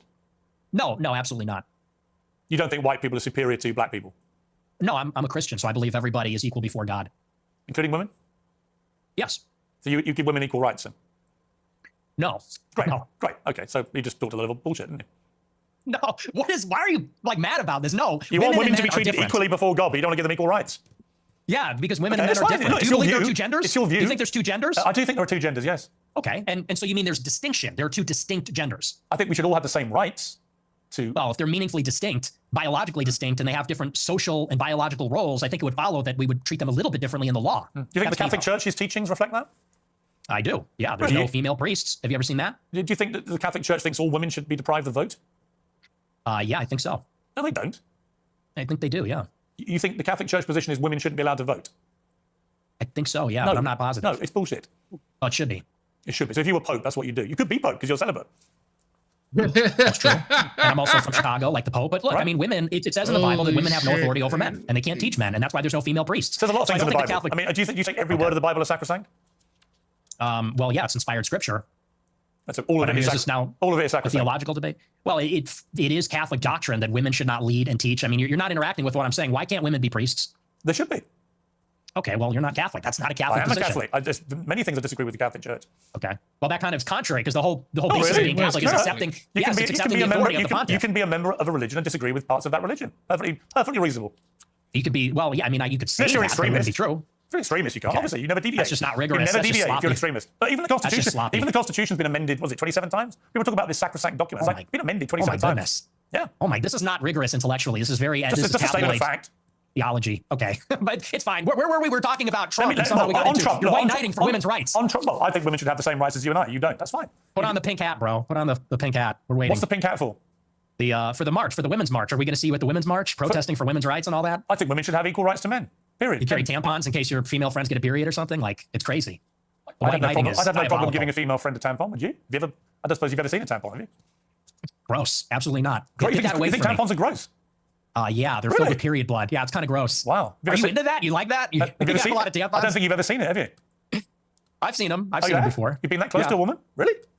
No, I've seen them. Look, I used to live with women, so I've seen them around the house. I bet you've seen videos, haven't you? What? What are we doing here, Piers? I'm not sure. You really hate that. I'm not sure. You're more impressed that I'm a misogynist than you are about anything. It's very revealing. I'm actually more exercised about your blatant, self-admitted racism than I'm about anything. But the misogyny runs a close second. Let me ask you about Tucker Carlson, because you had a long sit down with Tucker Carlson, in which he was, oddly, I like Tucker, we got on well, I was with him last week in London, but he gave me a harder time than he gives you. And then afterwards, he was more critical. And then you said this about Tucker. He's a handler. He handles people. That's what he does. He's a fucking liar and a handler. He goes around telling people, I don't know anything. I don't know. Oh, I know nothing. I don't even have a phone. I am just a clueless tourist. I just travel to all these countries and, you know, I don't trust him. And I don't care, you know, maybe that alienates me from people in the conservative movement. I don't care. I'm not going to be a part of it. I'm not going to be a party to whatever that is. Whatever that CIA bullshit is, I'm not going to be a part of it. So, you know, Now that I've heard enough from Tucker and I've heard enough from other people and I've seen enough, this guy's not who he says he is, not an ally. Stay the fuck away from me. You're weird, dude. You're weird. See, what would have been great is if you'd said that to him when you were sitting opposite him. Well, when I was sitting opposite him at the dinner and in the interview, he was nothing but nice. He was very nice to me and very cordial, and he didn't call me an anti-Semite, and he didn't even press me on it at all. And I thought he would, and I almost wanted him to. He was nothing but nice, and we had a great time. We had a really great dinner, really great interview, and I felt really good about it. And the next week on my show, I said, he really surprised me. He's great. And then every interview he's done since, all he does is call me an anti-Semite. He goes, well, I hate his anti-Semitism, and, you know, I wonder why people like him. And so I just think that's two-faced. So after that experience, it kind of turned me off. I didn't like that, but he's going to do what he's going to do. He's still a nice guy, but I think he's two-faced. What about Candace Owens? You had a sit down with her. She called you out on a few of your more incendiary comments. You've been attacking her quite virulently recently. What's going on there? Well, you know, it's me and her. We're so complicated. We're on and off. It's very passionate on both sides. You know, I think there's this intense desire to be friends, but a frustration where we disagree with each other. There's a rivalry. But I thought we were going to have a friendly conversation, and then she kind of did the same thing.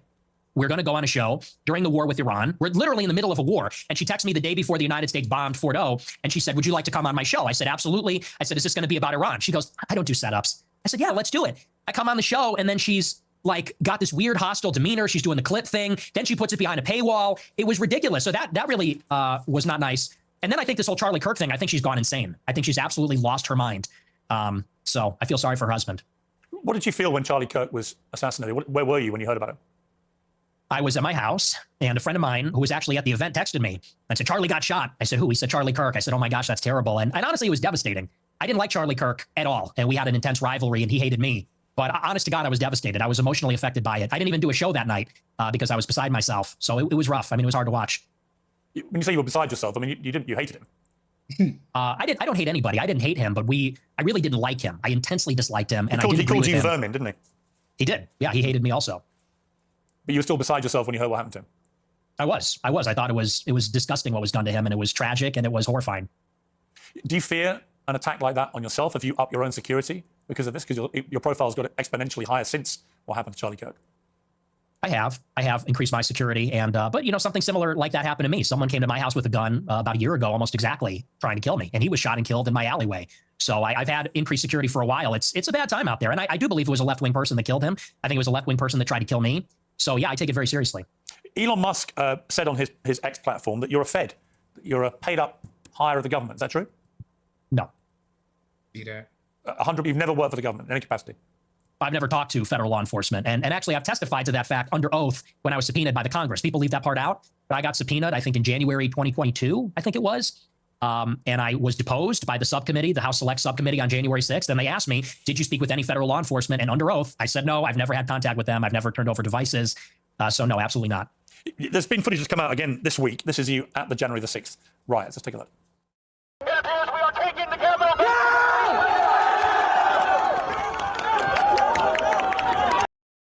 Look at all these peaceful protesters, you know?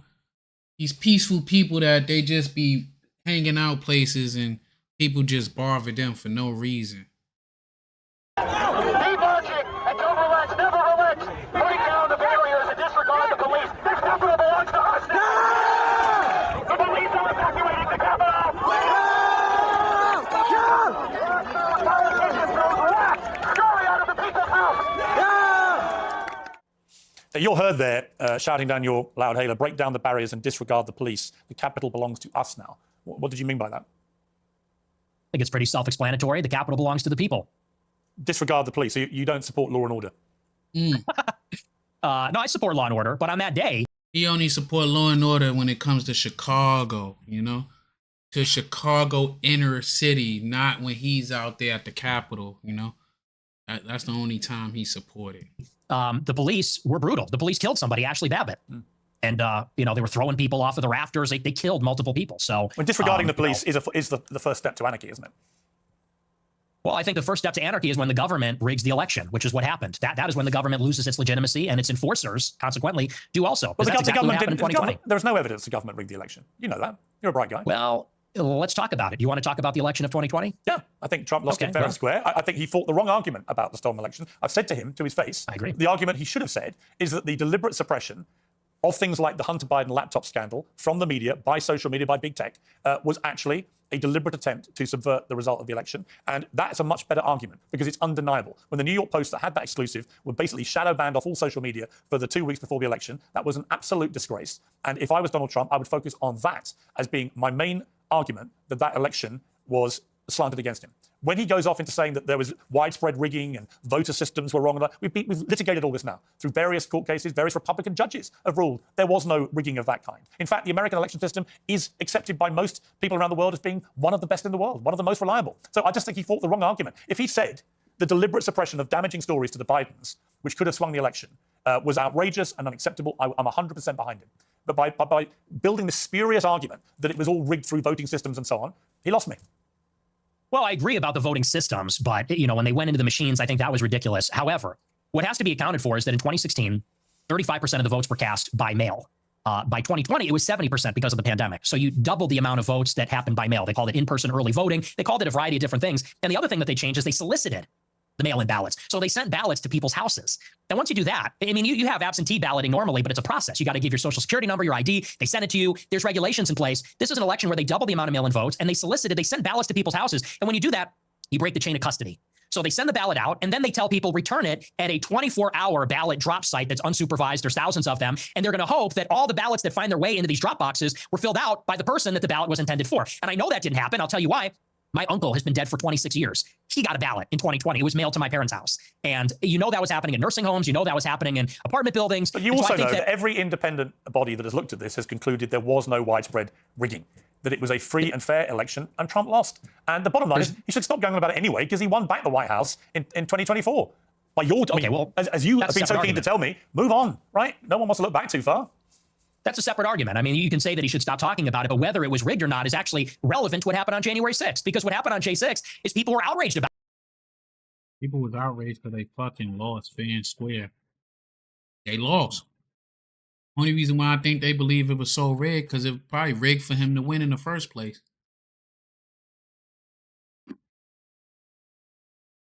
About it. People were furious that, by the way, there's never been an independent ballot audit in all the states where there was alleged to be rigging. That has not happened. And certainly it did not happen up until January 6th. And people said, this is ridiculous. They're stealing it. You know, no, if people, honestly, if either you or Donald Trump or anybody else wants to show me, I said this to him when I interviewed him last, you know, if you show me the actual hardcore, incontrovertible evidence, then great. I've never seen it. Joe Rogan asked him. He didn't produce it with Joe Rogan.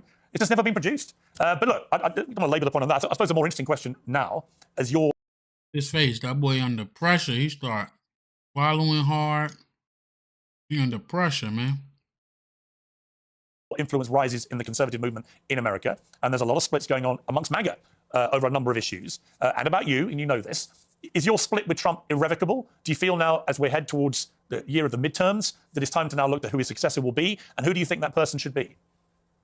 Well, it's not irrevocable, but I am very pessimistic about this administration. And succession is something that I've been interested in for as long as I've been doing this show. And I think it's very clear that they are grooming J.D. Vance to be that successor. And by they, I mean Elon Musk, Tucker Carlson, Peter Thiel. There seems to be an organization that was put in place roughly around 2022 when Peter Thiel was very active in the midterm elections. He spent, I think, over $30 million, $15 million for Vance, $15 million for Masters, spent a lot of money in a lot of other congressional races, trying to unseat the Republicans that voted for impeachment in 21, and also building out a media market, building out a patronage network, funding things like Passage Press, Sovereign House, a number of other projects to create sort of like a self-contained media ecosystem. And Vance is clearly the selected nominee. That is who the interests want. And they've been pushing for him very strongly. So I think he's the heir apparent right now. There's a forceful push. I've heard good things about him. I've heard bad things about him too. And where I think it needs to go is I think we need to return to the message from 2016, what Trump said in the first election, which is we need to drain the swamp. We need to get the money out of politics, the super PACs, the special interests, put America first in foreign policy and the wars, close the border and deport the illegals, and reindustrialize America, bring back manufacturing, bring back jobs. We're in this Cold War with China. We need America to have productive capacity again. We need America to have wealth. So I think whoever is going to bring us back to that, that's who I'm going to support. And I haven't seen enough from Vance yet.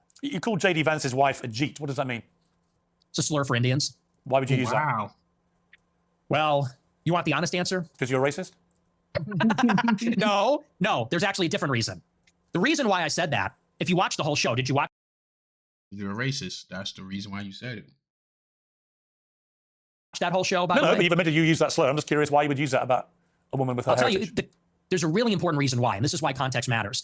If you look online at the people that are supporting J.D. Vance the most, they are racist. They're racist also, let's say. And they look at someone like myself. I don't support J.D. Vance. And they say, you're brown. You're a third worldist. They are gleefully participating in the cruelty. You could say the performative cruelty of the Trump administration. They say, you're going back. You have 100 days until you're being deported. You're going into crystal. And then they tell us to vote for J.D. Vance. And so all I did on the show is I said, you have basically racist chuds that post memes about Indians all day on Twitter, memes about third worldists and Palestinians even. But then they want to turn around and support a guy who has said on Twitter, how dare you say I'm racist? I have non-white kids and I'm in an interracial marriage. And all I said is I just said that's a little ironic. I said that's hypocritical. And Vance is going to have to explain to all of his supporters who have gassed him up as the real mass deportation candidate. He's going to have to explain to them what's going on with that. What is with the contradiction? Because and you don't feel any accountability for the millions of young people that will hear you use that slur and think it's fine to use it?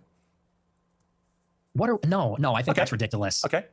Let's take a final break. I come back with a little kind of summary of how you think this interview has gone for you.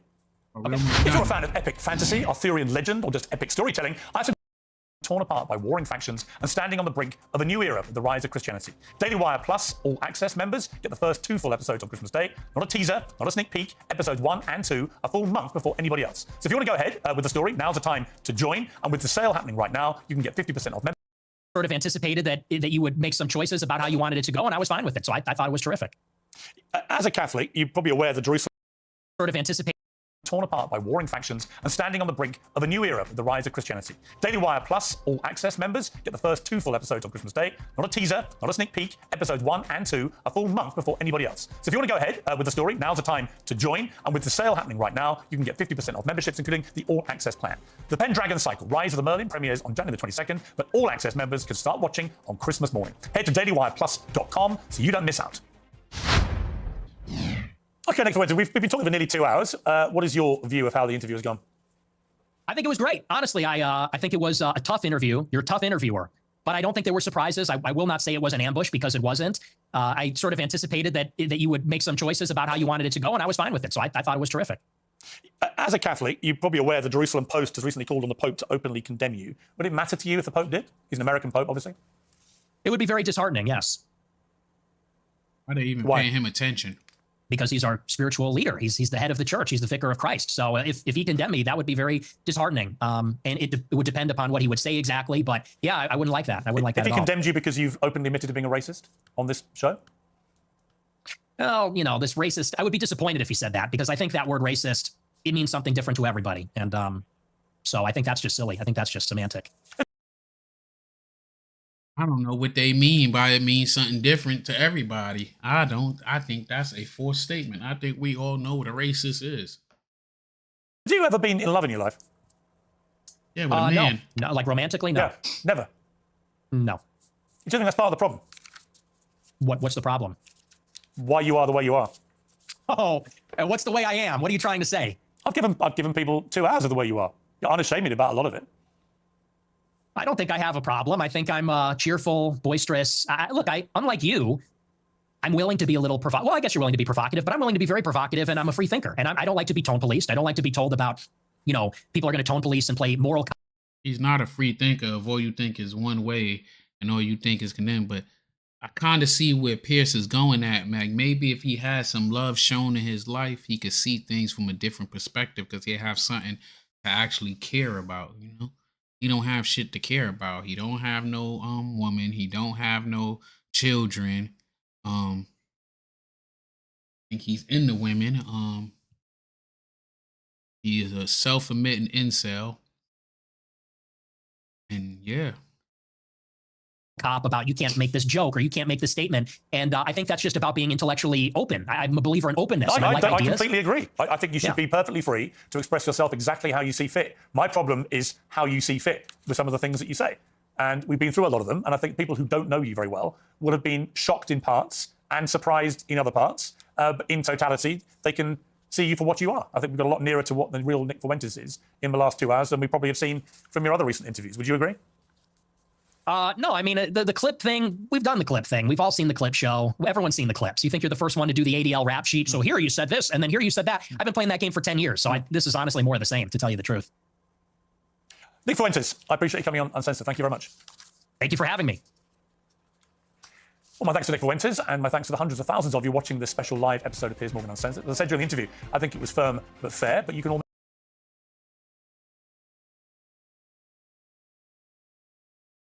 Yeah, I think that's his problem is he ain't experienced like true love besides probably from his parents and shit.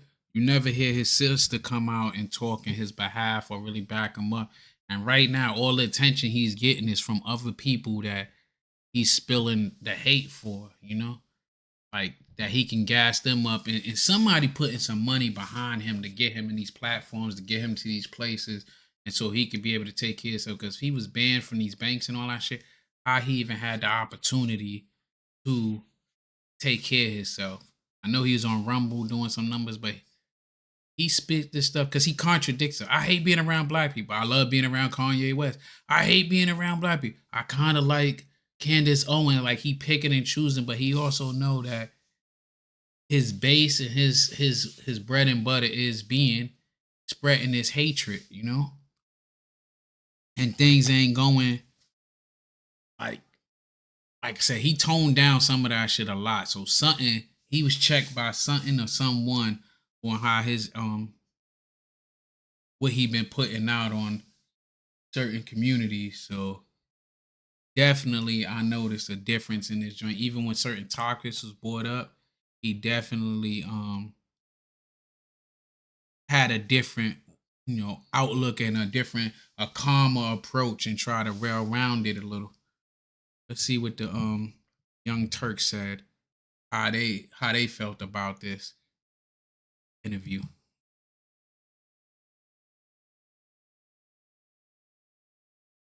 Next time you watch a live event, which one would you most like? It won't be the WNBA, I'll tell you that. Piers Morgan had Nick Fuentes on after flirting with the idea for weeks, and it was definitely more contentious than how Tucker Carlson, or quite frankly, anyone else handled an interview with Nick Fuentes. Cenk, what are your 2 cents? What are you expecting? Look, I mean, we haven't had Fuentes on either, but this whole not talking to each other is silly. So do I like that Piers Morgan had him on? Sure. Let's have that conversation. Let's expose the ideas we don't agree with, which we're going to talk about here. We're allowed to agree with people who generally we are very much in disagreement with on other issues. Let's just have that conversation. So let's watch these clips here and have an adult talk about it. So Fuentes gets a lot of attention for his comments and his takes on U.S. support for Israel, and they did get into that discussion about halfway through the nearly 2-hour-long interview. But since everyone's going to be focusing on that, and we have covered that before in other contexts, I wanted to focus on other elements of this conversation that I thought were interesting and somewhat surprising. So Piers Morgan began the interview by reciting what Fuentes said about his own father and whether his father's views of the world have contributed to Fuentes' worldview. Let's take a look. You talked about your father, Bill Fuentes, and how he wouldn't take the family, including you, to certain restaurants because he believed they were associated with African Americans. We would be deciding where to go to eat, you said. What are we going to do for dinner tonight? It was a running joke. Me and my sister would say Applebee's, and my dad would say we would never eat at Applebee's. Not in a million years should you be caught dead, Fuentes said about Applebee's. Go to a different restaurant, a local restaurant. No Applebee's, no Red Lobster. That is commonly known as black fare. Do you think you grew up in... Ozzy, I'm back. You know, I had to get some things in order with the channel before I wanted to stream again, but now I got everything popping again. I'm about to start going at least, you know, 3 times a week, 3-4 times a week, different topics. You know, got an email saying that they wanted me to go through this Nick Fuentes joint. So, you know, I'm about back on, man. What's good with you, man? Let them know we back in business, man. We back on the scene. How you doing? What you been up to? In a racist environment, that your father was inherently racist, and that thought process moved to you? Well, I would say it's a new low. I've been attacked for being a racist many times, but to attack my father, to attack my parents based on anecdotes, I would say that's sort of a new low. Hang on, it's your anecdote. Yeah, but he's not here to defend himself. You are. It's a reasonable question. Yeah, no, like I said, I think everybody knows what that is, but I'll address it. I'll engage with it and I'll defend my father from the charge of racism. Sure. No, my parents are not racist, and they've never been racist. I'll tell you about my parents. They used to have a school in Chicago in the South Loop where they instructed people on how to shoot firearms. It was a security school, and most of the clients were black. So he's going to answer a little more. Thank you. I'm glad to be back, brother. I'm glad to see you in here too. Hopefully A and Angel pop up in here too. I'm about to call it a nap though. I got to be to work in the morning. I'll probably give it another 15 minutes before I go get ready. It's already, I got to be up by 5. It's already 1:15 in the morning. Or in the next clip, but I wanted to show Piers Morgan's question and ask you, Cenk, whether you think that was a fair question to ask of Nick Fuentes. Look, I wouldn't have gone in that direction. I think it's superfluous. I don't really care what his dad thinks. On the other hand, I'm also not outraged by the question. So what? Answer the question, right? And he did. But I look. Here's an anecdote I've told on the show, and then let's decide if that's racist, right? So they mentioned Red Lobster. Look, I don't know that Red Lobster is particularly black. I don't know what that means, right? But I have talked. First of all, Red Lobster has excellent cheese biscuits, and you should go. No, but Red Lobster is delicious. No, hold on. Like that is. I'm offended by the notion that you shouldn't eat it. Like we're not at all, sponsored by Red Lobster. This is an organic plug, I guess. I love Red Lobster. It is delicious. But I've kidded around about. Sometimes I'll go to a diner or a restaurant, and if I see either cops or black people there, I think nailed it because they actually the food's gonna be good. The food's gonna be good, right? Oh yeah. So, but that's a funny little anecdote. It doesn't mean that I'm racist. He calling us black and cops. He's telling us that we fat.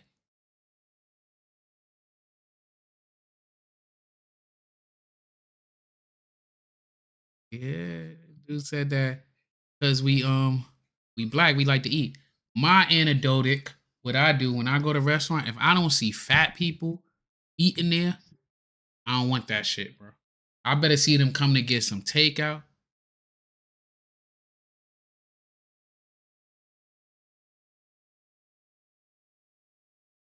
Yeah, but like if I go to a restaurant, that's what I look for. I look for the reviews. I want to hear that real life people that eat like good, that I know they look like they can eat, that they eat at there. If they don't eat there, then I'm not I'm not really trying to go there. Like I want the big bags.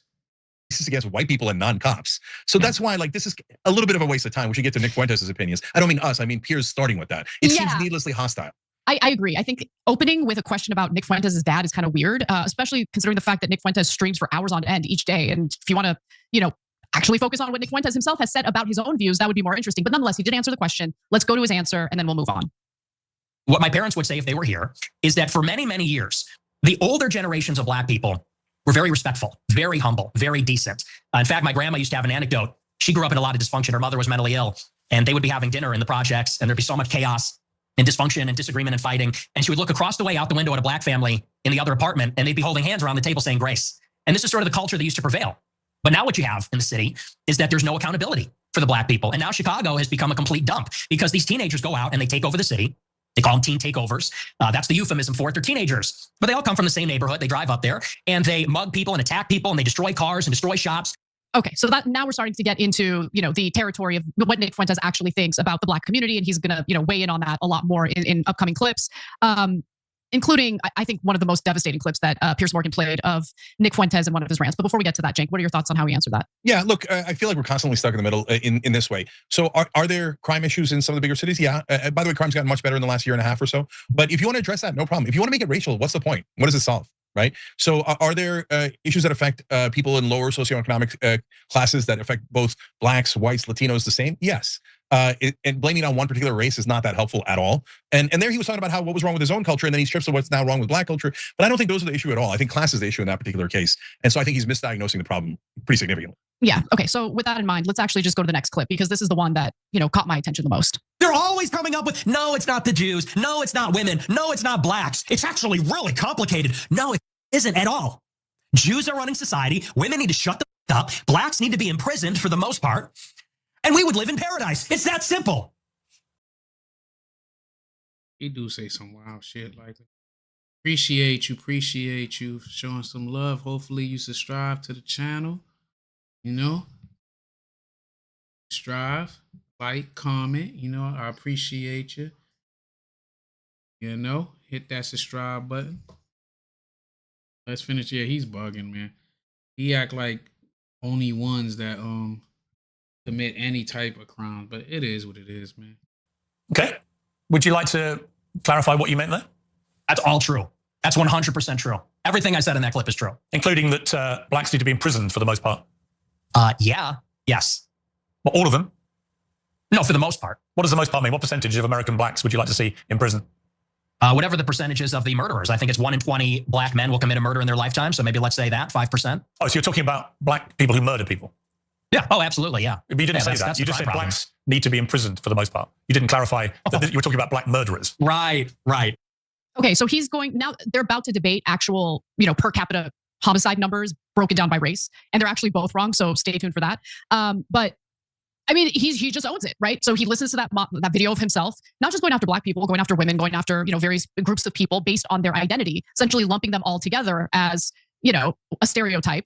And when he has an opportunity to say, no, there's more context on that, or no, let me explain what I meant, he just kind of owned it. So this is the thing about Fuentes and then his supporters as well.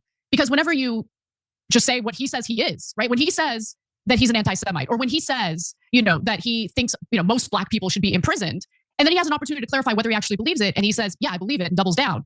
Why do you guys get upset with people who clearly just repeat what Nick Fuentes says of himself? Yeah, that's the part I don't understand, Anna. I feel like both Fuentes and his supporters kind of have to make up their mind. Yeah. Are you guys avowedly and excitedly racist, sexist, et cetera, or are you not, right? And I don't mind either, you just tell me. But so that clip of Fuentes is by definition racist and sexist, right? And those are terms we don't like here. There's way too many identity politics being played, and it's usually distract you from the great American robbery where the donors are robbing you blind. But what is that? I mean, if you're saying arrest black murderers, why are you even putting the qualifier black? Why don't we arrest all murderers, right? So, but you didn't say that in the beginning. In fact, Piers almost bailed him out there. No, he said imprison a great percentage of black people. So now, if you're in that camp, do you think black people are going to agree with you? I agree with him. Nobody think murder is good. So yeah, people that do commit the crime should be held accountable. But they say majority of black people be like, oh, but I mean the murder. No, you say shit, but you want to sensationalize that black people are supposed to be criminals and now it's all murderers and shit, but you're not trying to, like, you want people to just hear that clip. That's the problem. It's absurd, right? Do you think women, 51% of the country, are going to agree that they should all shut up? So then, it's okay, you have whatever you have, opinions you have, it's a free country, right? But then don't come and say, pretend you're the victims, and I can't believe anybody called me sexist when I said all women should shut up.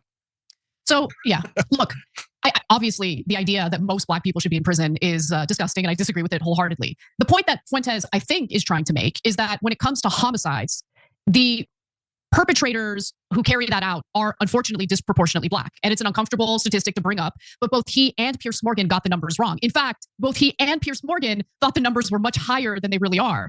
So they debate the numbers. You heard Fuentes in that last video say that he thinks that 1 in 10 black men commit murder.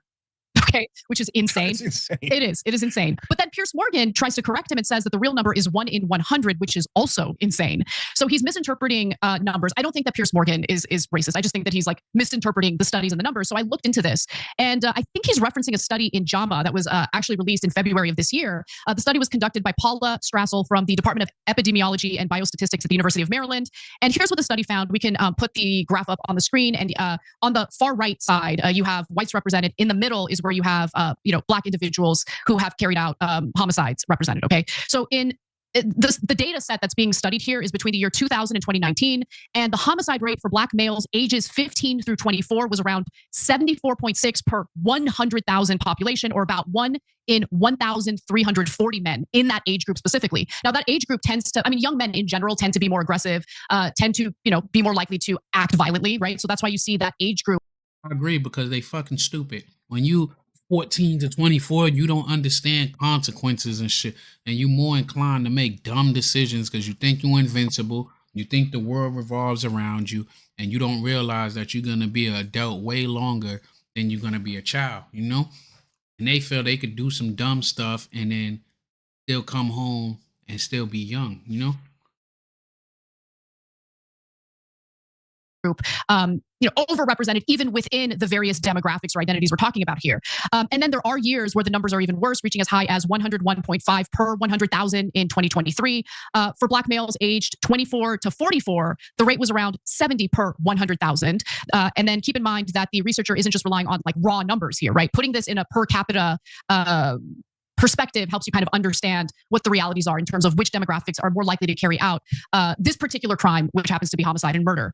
So those are just the facts. I'm not making anything up, and I'm basing this on a study that was. So he said 1 out of 5. They saying that it's really the highest they showed. It was 70 out of 100,000. 70 out of 100,000. That's your per capita for you. Was published just this year. Yeah, look, when you have at worst case scenario 1 out of 1,340, and you say it's majority instead, which implies 600-700, right? No, that's not right. It's just not factually correct. And yeah, that is what leads to racism. So look, I've used this analogy before because Turks are such a rando ethnicity here in America that it helps clarify things. So do Turks in Germany have a higher crime rate than Turks in America? Yes. Why? Does it have anything to do with them being Turkish? No, because more day laborers, blue collar guys go to Germany from Turkey because they could drive there. And so they're lower socioeconomic status. Turks in America happen to be pretty well off. So the crime rate is like nearly non-existent. So this is a socioeconomic issue, and you see it playing out across all the races here in America as well. So on the one hand, sometimes people deny the numbers, and that's not helpful, right? So are you going to get a higher percentage of? That's what I was telling y'all earlier, that if you're poor, you're more inclined to commit crimes. If you're making money or have a livable wage, most middle class, the upper middle class is not committing crimes. They're not going out there stealing and shit. If you're poor, you're more inclined to do stuff out of survival, and you're in the worst neighborhood. Most people, black, white, or in between, see some money, they move into a better neighborhood, you know? Per capita of African Americans that commit more crime here in America? Yes. Why is that? Because of socioeconomic conditions. And one last random Turkish one. Tell the story of near the Syrian border in Turkey where my parents grew up. An explosion of crime happened. Why? Because there's these absurd laws about tariffs, and they made a lot of money by ignoring the tariffs and doing smuggling across the border. Why did they do it? Because they were all poor. It wasn't like, oh my God, some breakout of immorality happened near the Syrian border. No, these are just normal things that happen in life, and you shouldn't ignore them. And you should also figure out what the real causes are instead of just blaming people in a blanket way. One last thing on it. When it comes to Israel, same thing. The media will say, no, there are no donors that favor Israel. But that's not true at all. Of course there are. And they give hundreds of millions of dollars, and they say that doesn't affect politicians. That's absurd. Of course it affects politicians. Does that mean all Jews are part of a global scheme? No, most Jews, the overwhelming majority of Jewish Americans have normal jobs and normal lives and have nothing to do with Israel or the IDF or anything like that. So that's why these generalizations based on the wrong characteristics and focusing on the wrong traits of people doesn't help at all. Sometimes you'll identify the right problem and have a very wrong solution. Every time you ring the bell below, an angel gets his wings. Totally not true, but it does keep you updated on our life. Yeah, I mean, I'm about to go to bed, but I do agree with they saying as far as, social economics really actually the biggest factor in that. But I appreciate everybody that tuned in, everybody who stopped by, said what up, all my old people, we back in business. I'll be back on. Watch out for that. I'm gonna try to send out notifications a little earlier, a little sooner before I jump right back on this thing. But any suggestions, just hit me up and we could go over that next year. But one thing I would say, the biggest problem is and anybody who been there, I believe a lot of this stuff is to distract us and to give us something to look down upon and to argue back while the rich get richer and the poor get poorer, So next topic we're gonna come out with, like I said, y'all got any suggestions, leave it in the comments after this and shit. I do my research and we'll get back on there. And y'all know my new wave of bringing the facts is having my conversations with ChatGPT where we could all hear it and we take it there like, hey ChatGPT. Hey there, I'm here and ready to help. What's on your mind? Oh wow, you sound like you echoing. But hey, I'm about to end this stream. I want to know, do you want to say anything to the audience before we call it a night? Absolutely. Thanks everyone for tuning in and hanging out with us. It's been a blast answering your questions and digging into the facts together. Hope you all have a great night and see you next time. Y'all heard what Little Mo said. Have a good night. See you next time, man. Peace. Put